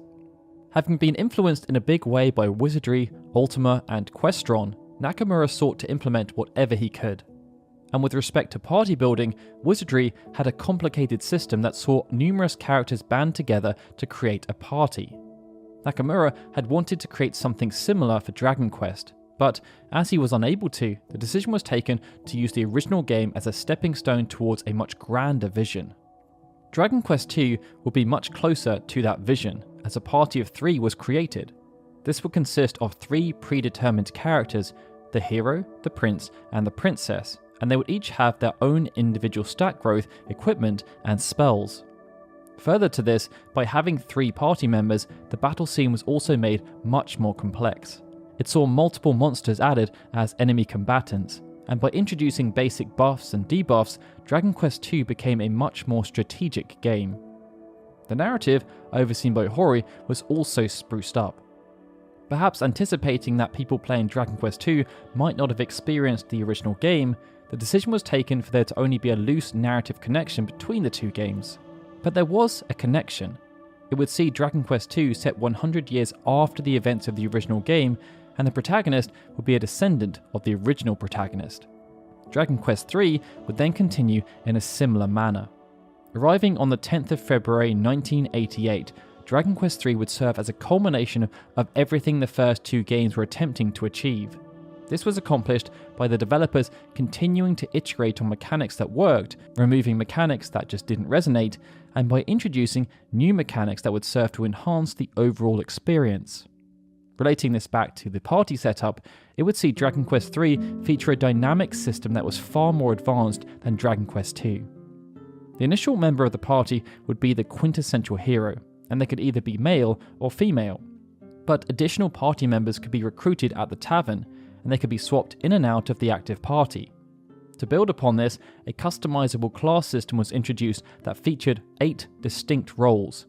It would also be possible to respec characters, allowing for a greater degree of freedom. Dragon Quest III would also retain a narrative connection with the original game, this time serving as a prequel.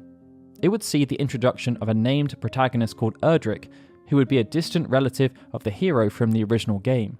Dragon Quest III would also feature an evolved form of narrative that saw focus shifted on an episodic structure, with each passage of the game having equal importance. Upon its release, Dragon Quest III validated this consistent and evolving approach. It sold more than 1 million copies on its first day on sale, and almost 300 students were arrested for truancy, having skipped school to play the game. By the end of its first week on sale, 3 million copies had been sold, seeing the game gross 20 million yen, or the equivalent of around $154 million at the time. This was nothing short of sensational in the context of the home video game market, and it showed that role-playing games were no longer on the periphery. Later that same year, another huge game for the Famicom, The Legend of Zelda, would see its own sequel produced. The original game had sold 1.6 million copies on the Famicom Disk System, making it one of the best-selling games for Nintendo's ailing peripheral. As an action-adventure title, The Legend of Zelda stood apart from games that served to influence its development, games such as The Tower of Duraga. Critics lauded the game's graphics, music, and subtle narrative, but the majority of praise was for its compelling gameplay and how it connected with the need to explore. Shigeru Miyamoto would later reveal that this aspect in particular led to a lot of nerves ahead of the game's launch. Even though they were quite sure that Zelda was fun to play, there was also an appreciation that this was the first game they had developed where players would have time to ruminate about what they should do next. This was a far cry from games such as Donkey Kong, Excitebike, and Super Mario Bros., and the worst fear was that players would just get bored, or even worse, stressed out by having so much freedom. After The Legend of Zelda launched and became a critical and commercial success, these fears were dispelled in an instant. To capitalize, Nintendo were quick to start work on a follow-up, and it would again be developed for the Famicom Disk System. But even though a solid framework had been created, Miyamoto made an unorthodox decision. Instead of iterating, he chose to almost treat Zelda 2 as an original game. Some core elements would be retained, and the narrative would serve as a continuation, with Link returning as the protagonist a few years after the conclusion of the original game. Lore-based elements such as the magical sword also returned, but the wider narrative was evolved and gameplay saw fundamental shifts.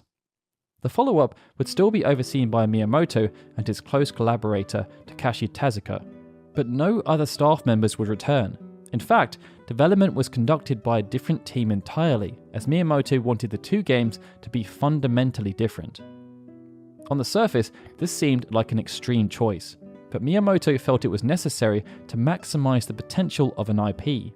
An almost identical approach was taken with Mario Bros., as Super Mario Bros. Was developed by a different team, and had fundamental differences with game design. Donkey Kong would also go through a similar growth. In the case of Zelda 2, this would see the game transition from being a top-down action-adventure game to a side-scrolling adventure game that featured a robust and complex combat system. Role-playing elements would also be overlaid, with Link having numerous attributes that could be upgraded when leveling up. Upon launch, Nintendo were praised for their bold choices. Famitsu scored Zelda 2 as the second best game of 1987, with only Dragon Quest II receiving a higher score from the publication. And there was a sense that the game delivered an action role-playing experience unlike anything that had ever been seen before.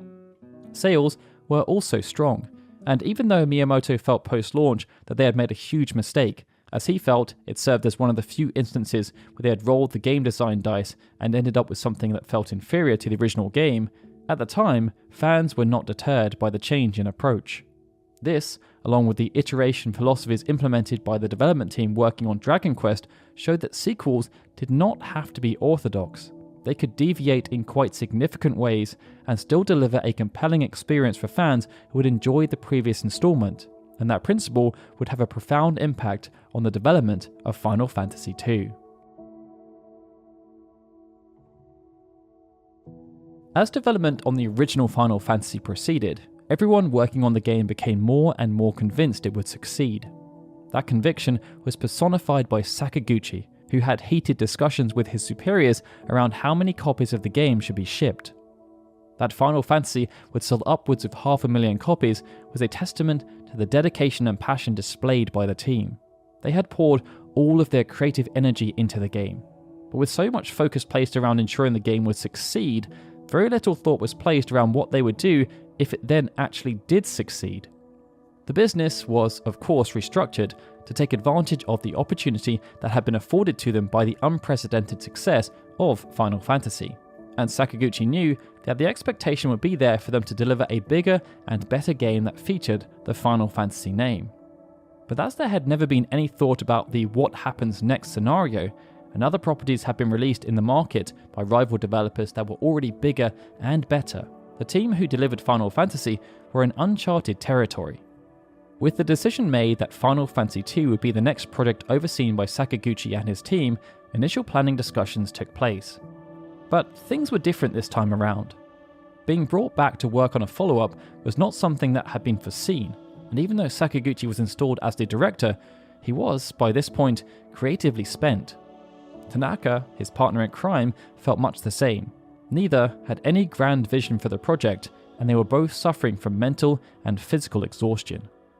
Their initial plan was therefore to make something quick and easy. This would have seen Final Fantasy II serve as a straight sequel, with numerous game design elements inherited from the original game and a narrative where the Warriors of Light would return to defeat a new threat that had emerged. This would have been a very safe option, and it would have been in keeping with what other franchises had done, such as Deep Dungeon, to try and maintain a similar volume of sales from one iteration to the next. But the franchises that wanted to grow so as to become something more than the original were ambitious and adopted bolder approaches. Other similar or adjacent properties, such as Dragon Quest and Zelda, have been able to expand their franchises by taking significant design risks while keeping a degree of narrative consistency. This allowed these iterative properties to connect, facilitating the creation of ever-expanding fantasy worlds that could draw players in and keep them hooked. It was the ideal approach, and it was tried and tested with other mediums too. But these properties had the benefit of being developed with the knowledge that expansion had a high probability of happening. The production of successive titles had been planned for from the beginning. That's where Final Fantasy differed. The production of a sequel or any kind of related property had never even been entertained. The game had been developed as a Hail Mary, and the team put all their energy into its development, holding nothing back. And this had been done for one simple reason: they did not believe there would be a sequel. It meant there was no grand plan beyond its release to replicate the continued success of games such as Dragon Quest. And unsure as to the best way to proceed, Sakaguchi opened up the floor to the team. If they wanted Final Fantasy to make a real splash and grow to be a true competitor to Dragon Quest, he accepted that playing it safe was not the right approach. After all, Square had tried this countless times before, and they had only succeeded with Final Fantasy by doing the exact opposite of what was expected.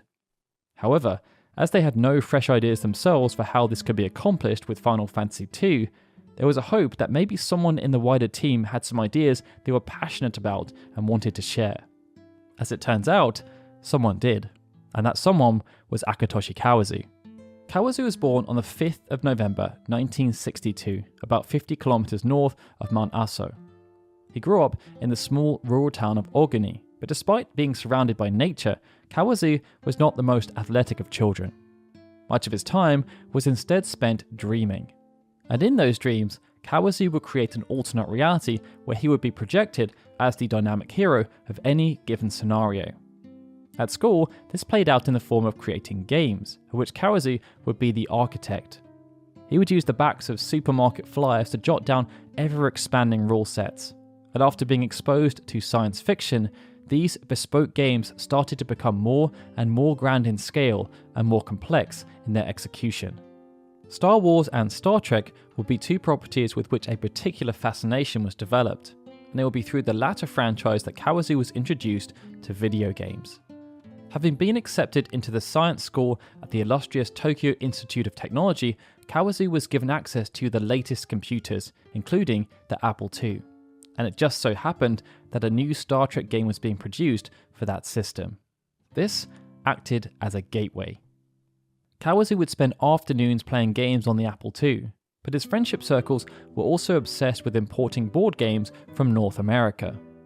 They would spend hours attempting to understand the English rulebooks, but as they weren't fluent, much of their time was spent focusing on how they could have fun with the frameworks they at least did understand.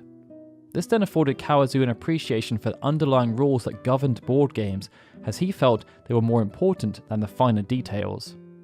Having spent so much time studying board games and video games, Kawazu dreamt of one day being able to create similar experiences of his own, but such jobs were in short supply, and his parents did not deem creating video games as a sensible career choice.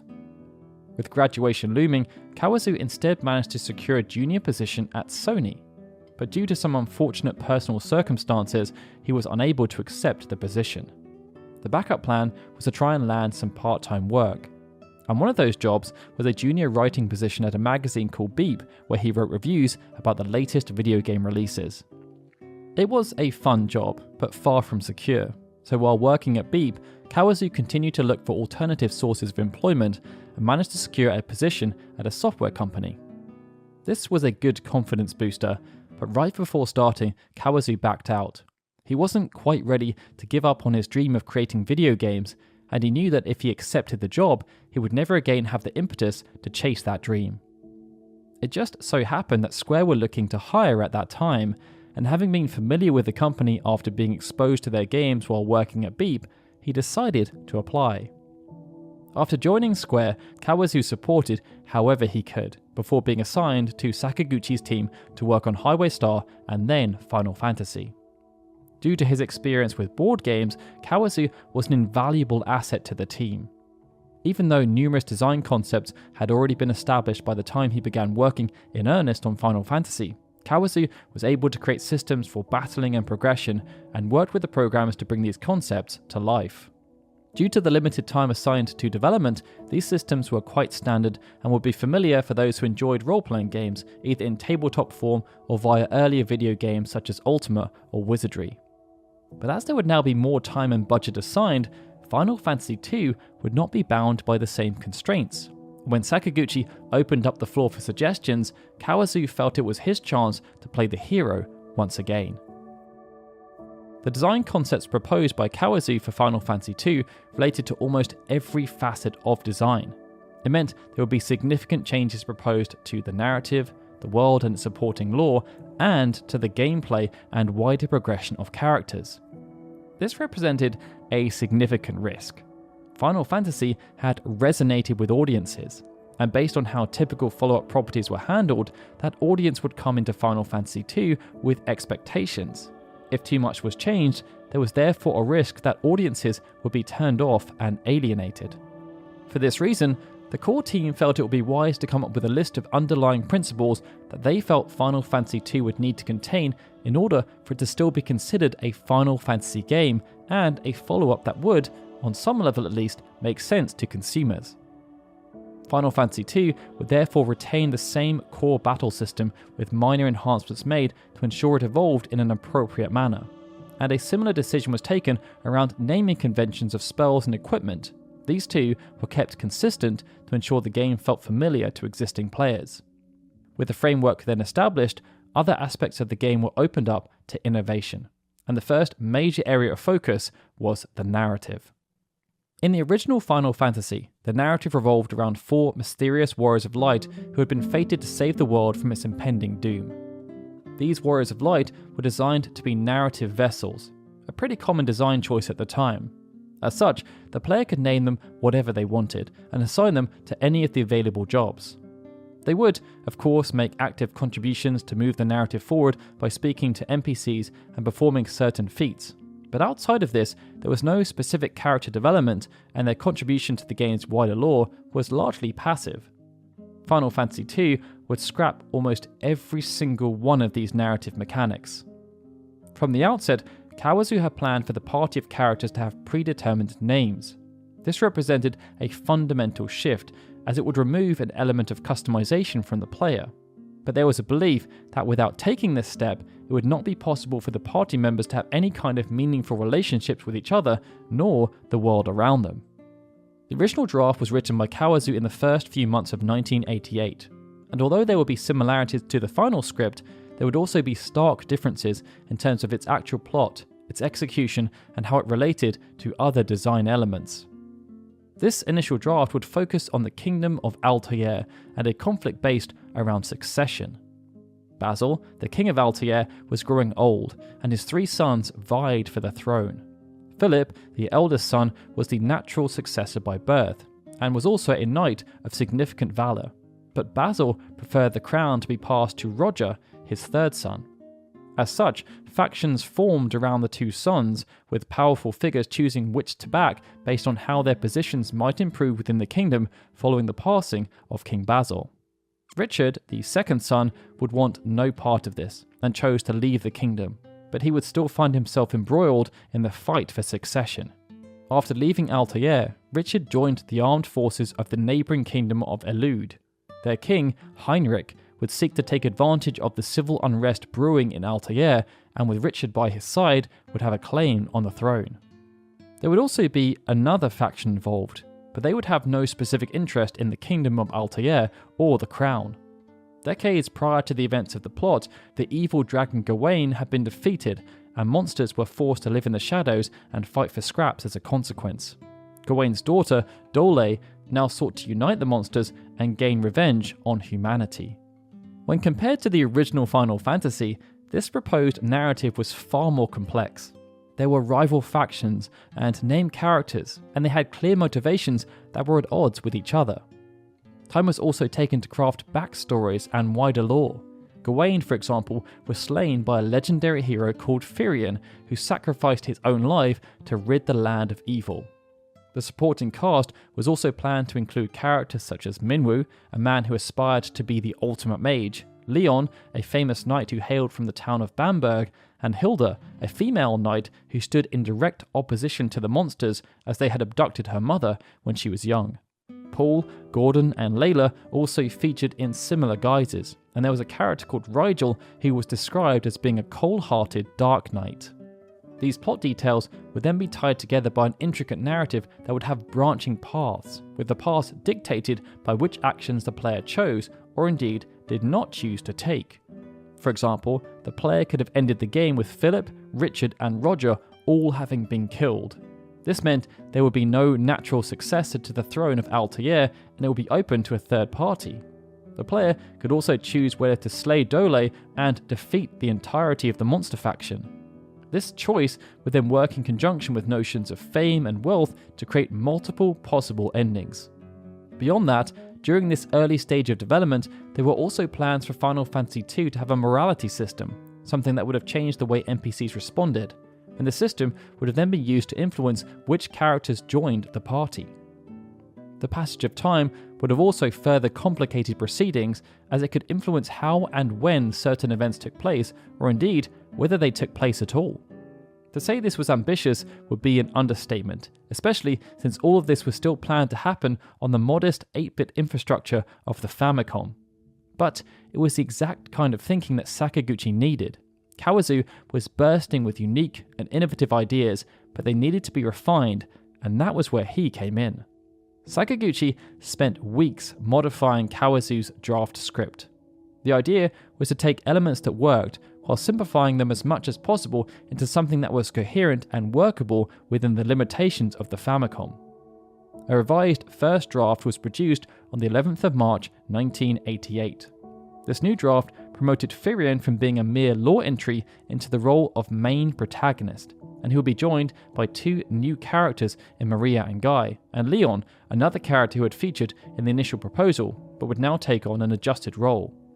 Altair would also retain its importance within the narrative, but King Basil and the 2 faction-leading sons would be removed. Richard, however, would survive the cull, transformed into a nomadic dragoon who was the last of his kind. Many other characters would undergo similar shifts. Hilda, for example, was now the leader of a rebellion, and Gordon was changed from being a cruel bounty hunter into one of the princes of Kashuan.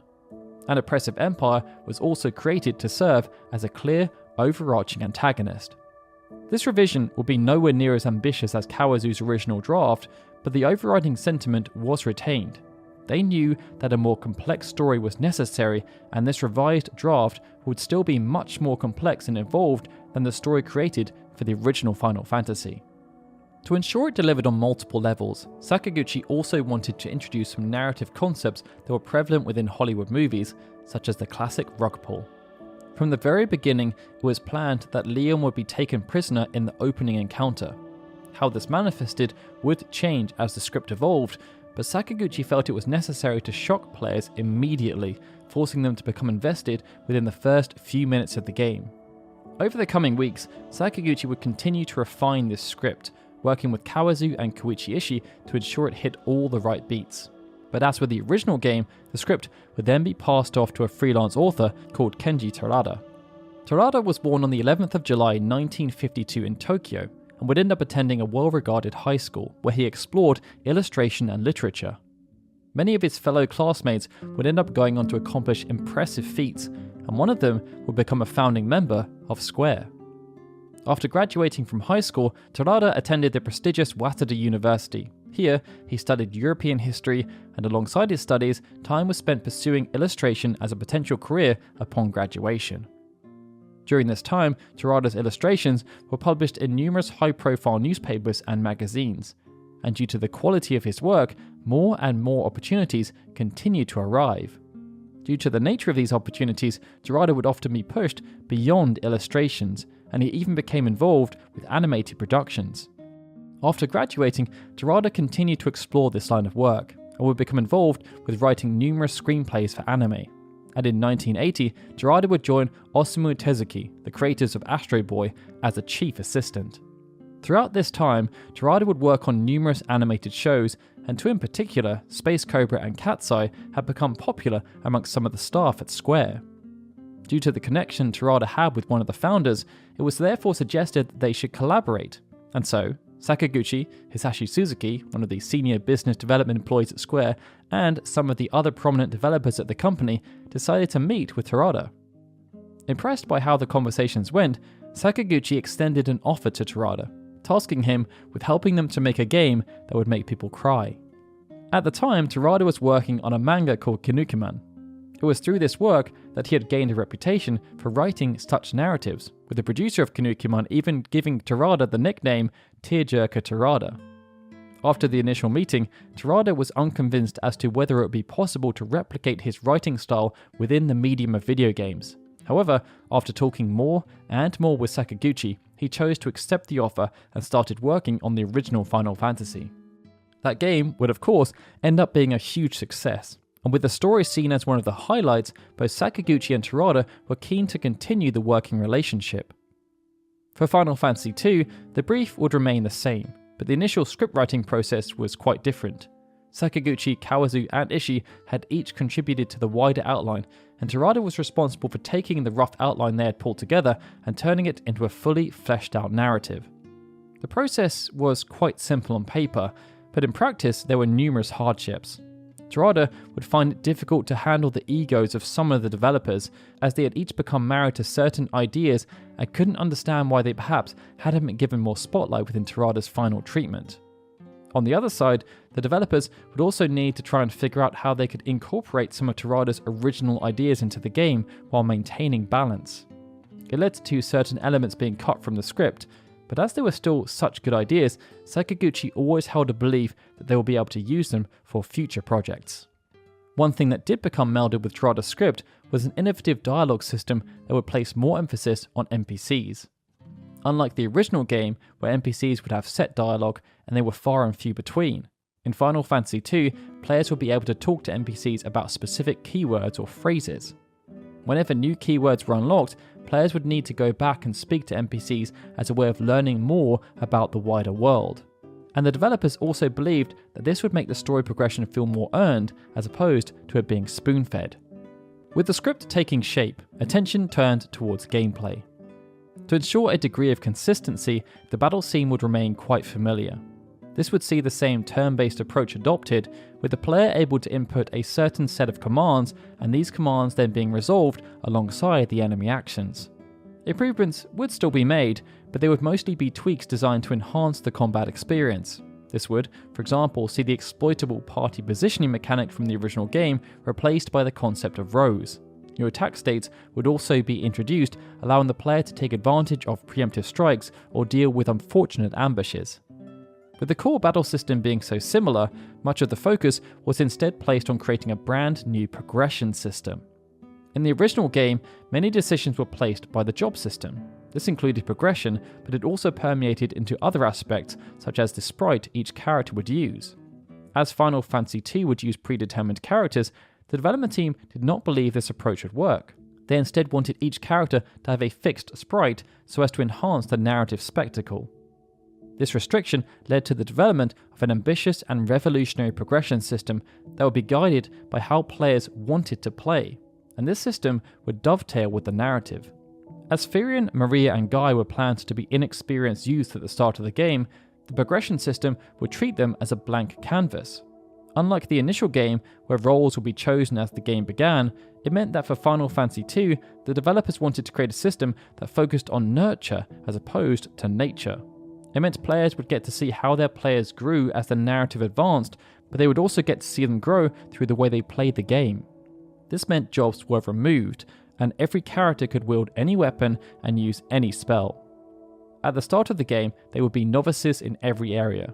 The unique progression element was then that the more they performed certain actions, the more proficient they would become. For example, if one of the characters used magic on a regular basis, they would not only see their MP pool naturally increase, enabling them to cast more spells or more powerful variants, but the spells they used more often would also become stronger and more effective at their function. Likewise, characters who use axes would see their axe proficiency increase over time, allowing them to deal more damage when using that particular weapon type. And characters who took a lot of damage but survived would gain more health, working with the adage of what doesn't kill you makes you stronger. The belief was that this system would allow for much more diversity in terms of character development. Instead of being restricted to a single job or role, players could make multi-purpose characters who could be hybrids, able to tank or serve as both powerful magic and physical damage dealers. To ensure everything worked as expected, Kawazu worked closely with two Japanese programmers. Ken Narita and Kiyoshi Yoshi had both worked on the original Final Fantasy, having been drafted in to assist with the development after Nasir Jebeli struggled to understand how to implement the role-playing concepts. Kawazu would sit alongside Sakaguchi and Tanaka in the middle of the room, tweaking design concepts and plotting new ideas. They were then back-to-back with Narita and Yoshi, and although this meant feedback could be provided with maximum efficiency, it also led to a lot of arguments. Everyone was just so passionate about their work, and frustrations would arise if concepts were not implemented as intended, or vice versa, if concepts were not grounded in the realities of what was possible on the Famicom. Even though Narita and Yoshi continued to assist, and their roles were expanded due to the more complicated nature of the progression system and how that integrated into the battle scene, Jebeli would still be involved. Sakaguchi often didn't quite understand how or why Jebeli did what he did, but there was no denying his genius. Some elements introduced with the original game had not even been planned. Jebeli had just added them of his own accord after being struck by a moment of inspiration, and it was similar when working on Final Fantasy II. They did, however, encounter an unforeseen issue. As Jebeli was a foreign national, he was on a strict work visa. For previous projects, this wasn't an issue, as the development terms were quite short, and this meant the visa could be renewed between projects. As Final Fantasy II was afforded an extended period of development, when Jebeli's work visa expired, there was no time to initiate the renewal process. This was far from ideal, as Jebeli was required to leave Japan and head back to the United States. As development had not been completed by this point, and Jebeli was integral to the project, Square were left with a choice: try and find someone who could replace him in Japan and potentially delay the game, or do a lift and shift job, sending the core development team over to the United States so they could continue to work alongside their colleague. Due to the value of Jebeli, the latter option was chosen. It's reported that 6 members of the Japanese development team flew over to the United States, and huge customs fees had to be swallowed in order to transport all of the equipment and materials they needed. Further costs were then added through the hiring of rooms in a motel near Jebeli's residence in Sacramento. In hindsight, this was beyond extreme, but it showed how dedicated everyone was to the project, and that motel became a temporary staging ground, with everyone working there throughout the day and sleeping there at night. It was an extreme situation, but by the end of this period, Final Fantasy II was in very good shape. As interest and intrigue built around the upcoming release of Final Fantasy II, Square were keen to take advantage of the situation they now found themselves in. Extra budget had been allocated throughout development. This had been used to hire new staff, spend more time on ensuring Kawazu's grand designs were manifest in a meaningful way, and even shifting development over to the United States. They would also spend more effort on debugging, with the likes of Hiroyuki Ito and Takashi Tokita drafted in to find any game-breaking errors or pitfalls. Everyone was confident, but to ensure the commercial performance of Final Fantasy II wasn't left to chance, extra budget was also assigned to marketing and improving general awareness. This saw Square featured in numerous video game publications throughout development, with Kenji Terada and Nasir Jebeli serving as the focal points due to the fame they had accrued from projects unrelated to Square or Final Fantasy. The rest of the team would then feature in video productions, with publications visiting their offices to learn more about the development process. Square would also produce a short television commercial. This commercial was very different from what you might expect today. It featured the actual developers who worked on the game playing the game, numerous pieces of concept art and some of the music that had been composed by Nobuo Uematsu, and an alternative and unorthodox logo. Nonetheless, all of this was a strong show of intent, and it set the stage for the Japanese launch. Final Fantasy II launched in Japan on the 17th of December 1988. It was almost 1 exact year since the launch of the original game, and so much had happened during that time. The Famicom had continued to prosper, consolidating its position as the market-leading home console in Japan.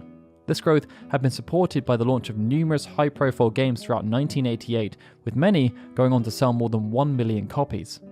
One of the biggest was Super Mario Bros. 3, but few could have predicted the meteoric rise of Dragon Quest. The third installment was by far the biggest launch of any video game in the history of Japan, and it showed just how much appetite had increased for role-playing games. Final Fantasy II was primed to take advantage, and it was perhaps for this reason that Square decided to increase its retail price. Whereas the original Final Fantasy retailed for 5,900 yen, Final Fantasy II retailed for 6,500 yen. It was a noticeable hike, but fans across the country were undeterred.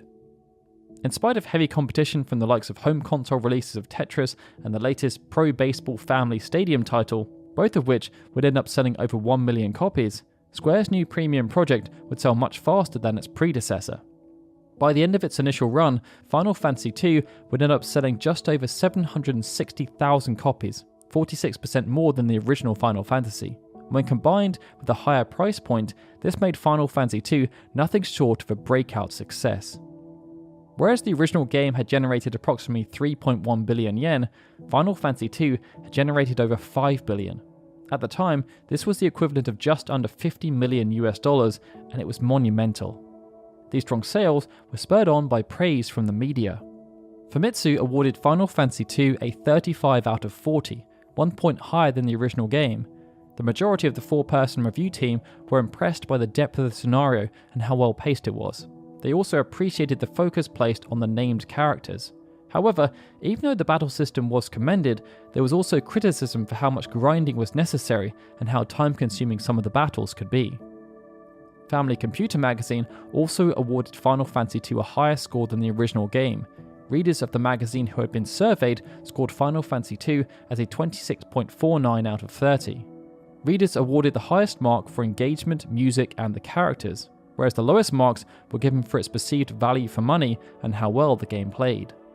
The critical and commercial performance of Final Fantasy II highlighted that the decision to allocate more budget was justified.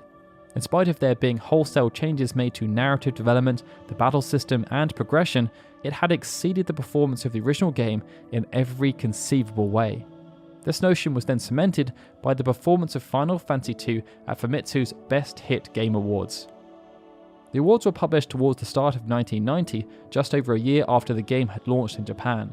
Final Fantasy II would walk away with Best Role-Playing Game and Best Scenario, but perhaps most importantly, it would win Game of the Year, known as the Grand Prize, by a landslide. The judging criteria took into consideration critical scores, fan votes, and commercial performance, and after totaling everything up, Final Fantasy II received almost 20,000 points, 4 times more than Mother and the Game Boy launch of Tetris. Square could not have asked for much more, and as they looked to the future of the brand, the success of Final Fantasy II had galvanized the team and emboldened their choices. Its success also opened up numerous doors, and one of those doors was related to international expansion. Square had dipped their toes into the North American market throughout 1987, but they had never taken the primary risk. Like some other Japanese publishers, this risk was always deferred to specialists who would attempt to localize only their biggest properties.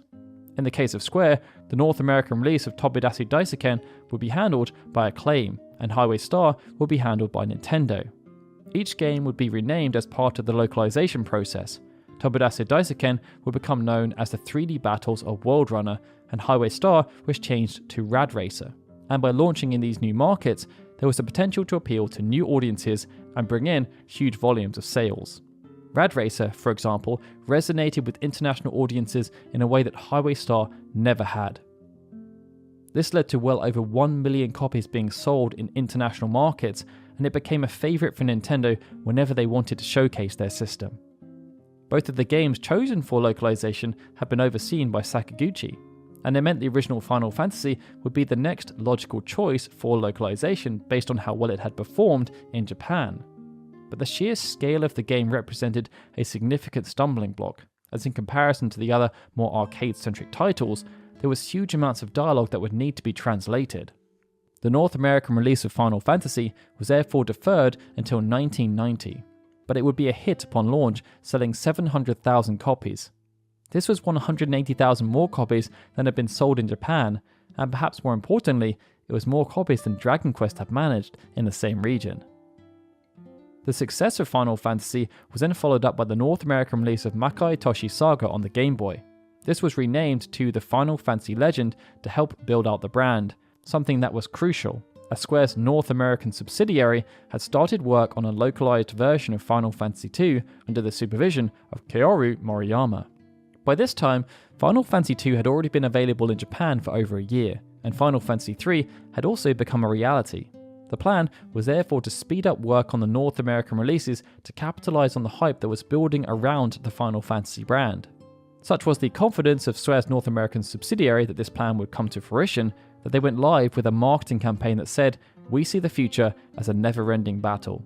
It spoke of Final Fantasy as one of the best-selling role-playing games ever released by Nintendo, and pointed to the Final Fantasy Legend as being hot on its heels. The future was then teased as being Final Fantasy II, the Final Fantasy II Legend, and even Final Fantasy III, which was shown with a conceptual box art. Everything was set up for Final Fantasy to dominate the North American market, but localization times would prove to be a significant stumbling block. Localization had never been factored into the original development roadmap of either Final Fantasy or its successor, and it meant that English releases faced an unforeseen barrier in the form of memory capacity.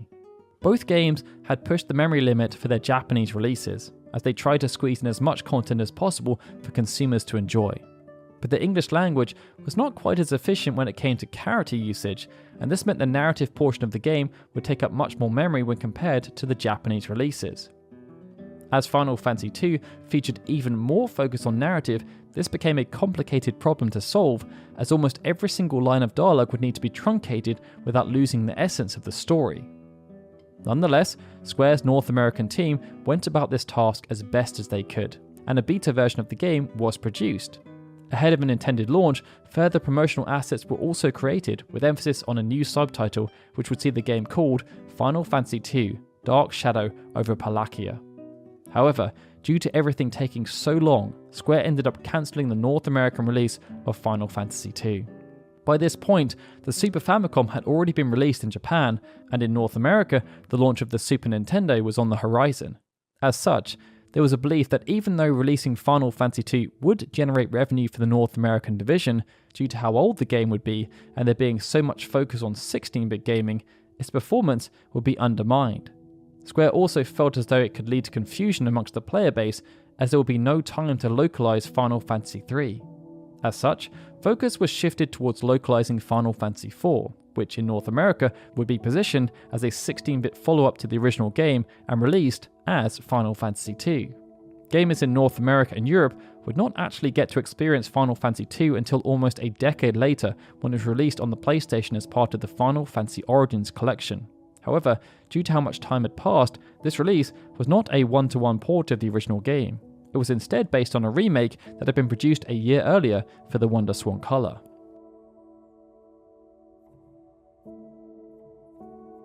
As Final Fantasy II only had an initial launch on the Famicom, its global sales did not match what had been achieved by the original Final Fantasy. And as it didn't make it to North American and European shores until much later, its legacy has been somewhat tarnished amongst the fanbase. In Japan, however, it broke all records associated with the franchise and won numerous accolades. And similar to the original game, it meant Square were keen to explore numerous initiatives that could enrich enjoyment of the story, the characters, and the music, beyond creating a video game that would serve as a direct successor. The release of Final Fantasy II would coincide with the launch of the official Final Fantasy store, and inside, fans would be able to find numerous pieces of merchandise that related to the original Final Fantasy and Final Fantasy II. Some of this merchandise capitalized on the general fervor around the franchise, such as All Sounds of Final Fantasy I and II, a combined soundtrack that featured music composed by Nobuo Uematsu from both games in one package. But this was only the start. Final Fantasy II, for example, would have unique pieces of merchandise produced that were much more focused. Perhaps one of the most intriguing was the Final Fantasy II Sonosheet or Flexi Disc. Realizing that music was one of the most impressive aspects of Final Fantasy, the decision was taken to produce a promotional version of the Final Fantasy II soundtrack. This would be delivered via the Sonosheet format, and it was given to everyone who purchased issue 22 of Family Computer magazine.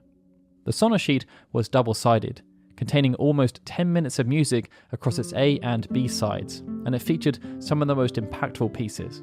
This included, but was not limited to, the Rebel Army theme, the Town theme, and Battle Scene 1. Similar to the original Final Fantasy, numerous books were also produced as a way of expanding the lore. 2 game books were released alongside the video game in December 1988, and another was released in the following year. But to ensure they remained appealing to both those who had played the game and those who hadn't, the books were created to be standalone offerings, and they were licensed to a variety of publishers. Futabasha, for example, published Final Fantasy II Dragon Treasures. Tokuma Shoten published Final Fantasy II Journey to Victory, and Continental Shobo published Final Fantasy II The Deadly Battle with Shogun Borgen. Each of these books would share lore with the video game, but they would take a different approach when it came to execution. Final Fantasy II Dragon Treasures, for example, was set within the exact same game world, but it served as an alternate retelling of the main story. As such, Firion was replaced as the main protagonist by a new character called Princess Marie, who was designed to be a combination of Princess Hilda and Maria. Marie's party would still include Guy, and their quest would focus on a valiant attempt to obtain the legendary magical power of the Kashuan Keep in order to defeat the evil Emperor. The next book release, Final Fantasy II Journey to Victory, would act as a side story. It would take place in and around the start of the video game, and many of Final Fantasy II's main cast would have cameos, but it would focus on the struggles of a young rebel called Mid. Mid would then be joined by Neve, Thane, and Burger as they attempted to join up with the rest of the rebel army in Fynn. The third book, Final Fantasy II Deadly Battle with Shogun Borgen, would also provide an alternate retelling of the main story, but it would propose more of a what-if scenario. In this narrative, Firion and the rest of the party were killed during the prologue by Borgen, and Deist and Mysidia had been destroyed.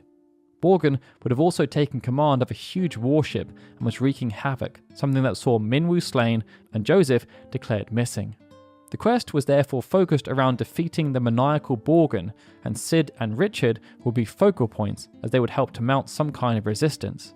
In addition to this third book, throughout 1989 Square also started to produce literary works that were much grander in scale, and perhaps the most noticeable in relation to Final Fantasy II was dubbed Final Fantasy II Nightmare's Labyrinth. To show the seriousness of this particular endeavour, unlike the previous game books, which were penned by authors who were unconnected with Square, Nightmare's Labyrinth was penned by Kenji Terada, the writer of both Final Fantasy I and II, and it featured brand new artwork from Yoshitaka Amano. It was intended to be a direct novelization of the game, but it ended up being so much more. When working on the game, Terada had been asked to create a scenario based on the thoughts of Kawazu, Sakaguchi, and Ishii. This had been created with consideration for the medium, but the development team were required to make changes to ensure a coherent story could be told within the character limit and cartridge size constraints of the Famicom. For the novelization, no such constraints existed. This meant that even though the main axis of the story remained the same, Terada decided to make some pretty significant adjustments. It saw concrete backstories provided for the main cast of characters, as well as Emperor Mateus, with particular focus placed around how emotionally troubled Leon was. Terada also decided to make the relationship between Firion and Maria unambiguous, revealing that they ended up together after the final fight. Much of this made complete sense, as there just hadn't been the space within the 8-bit video game for this kind of detail. However, Terada also took things further, and these changes weren't related to embellishing details. Important side characters such as Richard, Sid, and Joseph were cut, and it was revealed that the main antagonist of Final Fantasy II was in fact not Emperor Mateus. Instead, it was Satan, who had taken on Mateus' likeness after being sent to the underworld. Due to these changes, the placement of Final Fantasy II Nightmare's Labyrinth remains contentious.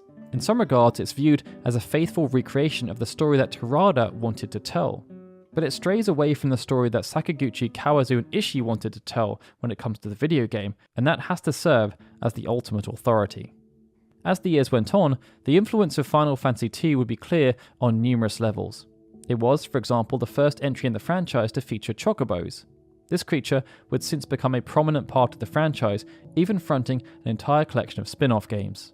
Final Fantasy II would also see the first iteration of a character called Sid, and a character who featured the name Highwind. As a standalone entry, the game would also have a certain degree of reverence amongst the community, and this would be there to counter elements of derision that have crept in due to its unorthodox progression mechanics. These differing notions would persist as Final Fantasy II would be re-released multiple times. The first re-release came on the WonderSwan Color. A remake of the original Final Fantasy served as a launch title for the WonderSwan Color, and 50% of those who bought the console also picked up a copy. As the install base of the console was expected to grow, Square committed to remaking not just the original Final Fantasy, but its two 8-bit predecessors. In the case of Final Fantasy II, time was spent creating a host of new cutscenes that helped to add more context to the story. The development team were also able to create improved sprites and high-quality pre-rendered backgrounds, which in the case of dungeons even saw the introduction of some 2.5D graphical effects. Alongside these changes, numerous quality-of-life updates were introduced to make sure the gameplay mechanics were aligned with the 16-bit era. These included, but were not limited to, players seeing damage incurred and recovered displayed in real time, and auto-targeting. This then ensured a turn was not wasted if the planned target had already been defeated. It meant the WonderSwan Color remake of Final Fantasy II was solid, but despite there being more consoles in the hands of consumers upon its release, sales failed to match those posted by the remake of the original game. As Final Fantasy II had sold more than its predecessor on the Famicom, this must have been considered a disappointing return, and it was symptomatic of the wider negative sentiment that had grown around the game in the years following its release. To counteract this, subsequent ports of Final Fantasy II on the PlayStation and Game Boy Advance were bundled with the original game. It wouldn't be until 2007 that Final Fantasy II would receive its next major standalone release. Produced as part of the Final Fantasy 20th anniversary celebration, Final Fantasy II on the PlayStation Portable served as an amalgamation of the previous versions. It contained all of the positives with issues ironed out. Further, it also contained the Arcane Labyrinth, a series of 3 new dungeons, and the Arcane Sanctuary. The same approach was then taken for the Pixel Remaster, which was released alongside its 8-bit siblings on the 28th of July 2021. The latest release again highlighted the general trend that time has not been kind to Final Fantasy II. Whereas the majority of the Pixel remasters have received collective review averages of around 90% on Steam, Final Fantasy II languishes down at 78%. There's also been a trend towards Final Fantasy II appearing dead last whenever professional video game publications scrape tier lists for the mainline entries. GameSpot and The Escapist, for example, published editorial pieces after the release of Final Fantasy XVI, and Final Fantasy II ranked 15th out of 15 on one and 16th out of 16 on the other. Even the creators themselves have leaned into this, as shown by comments made by Sakaguchi during a promotional interview conducted alongside Final Fantasy XV director Hajime Tabata. None of this, however, should take anything away from what the game accomplished when it was released on the Famicom back in 1988, and everyone who contributed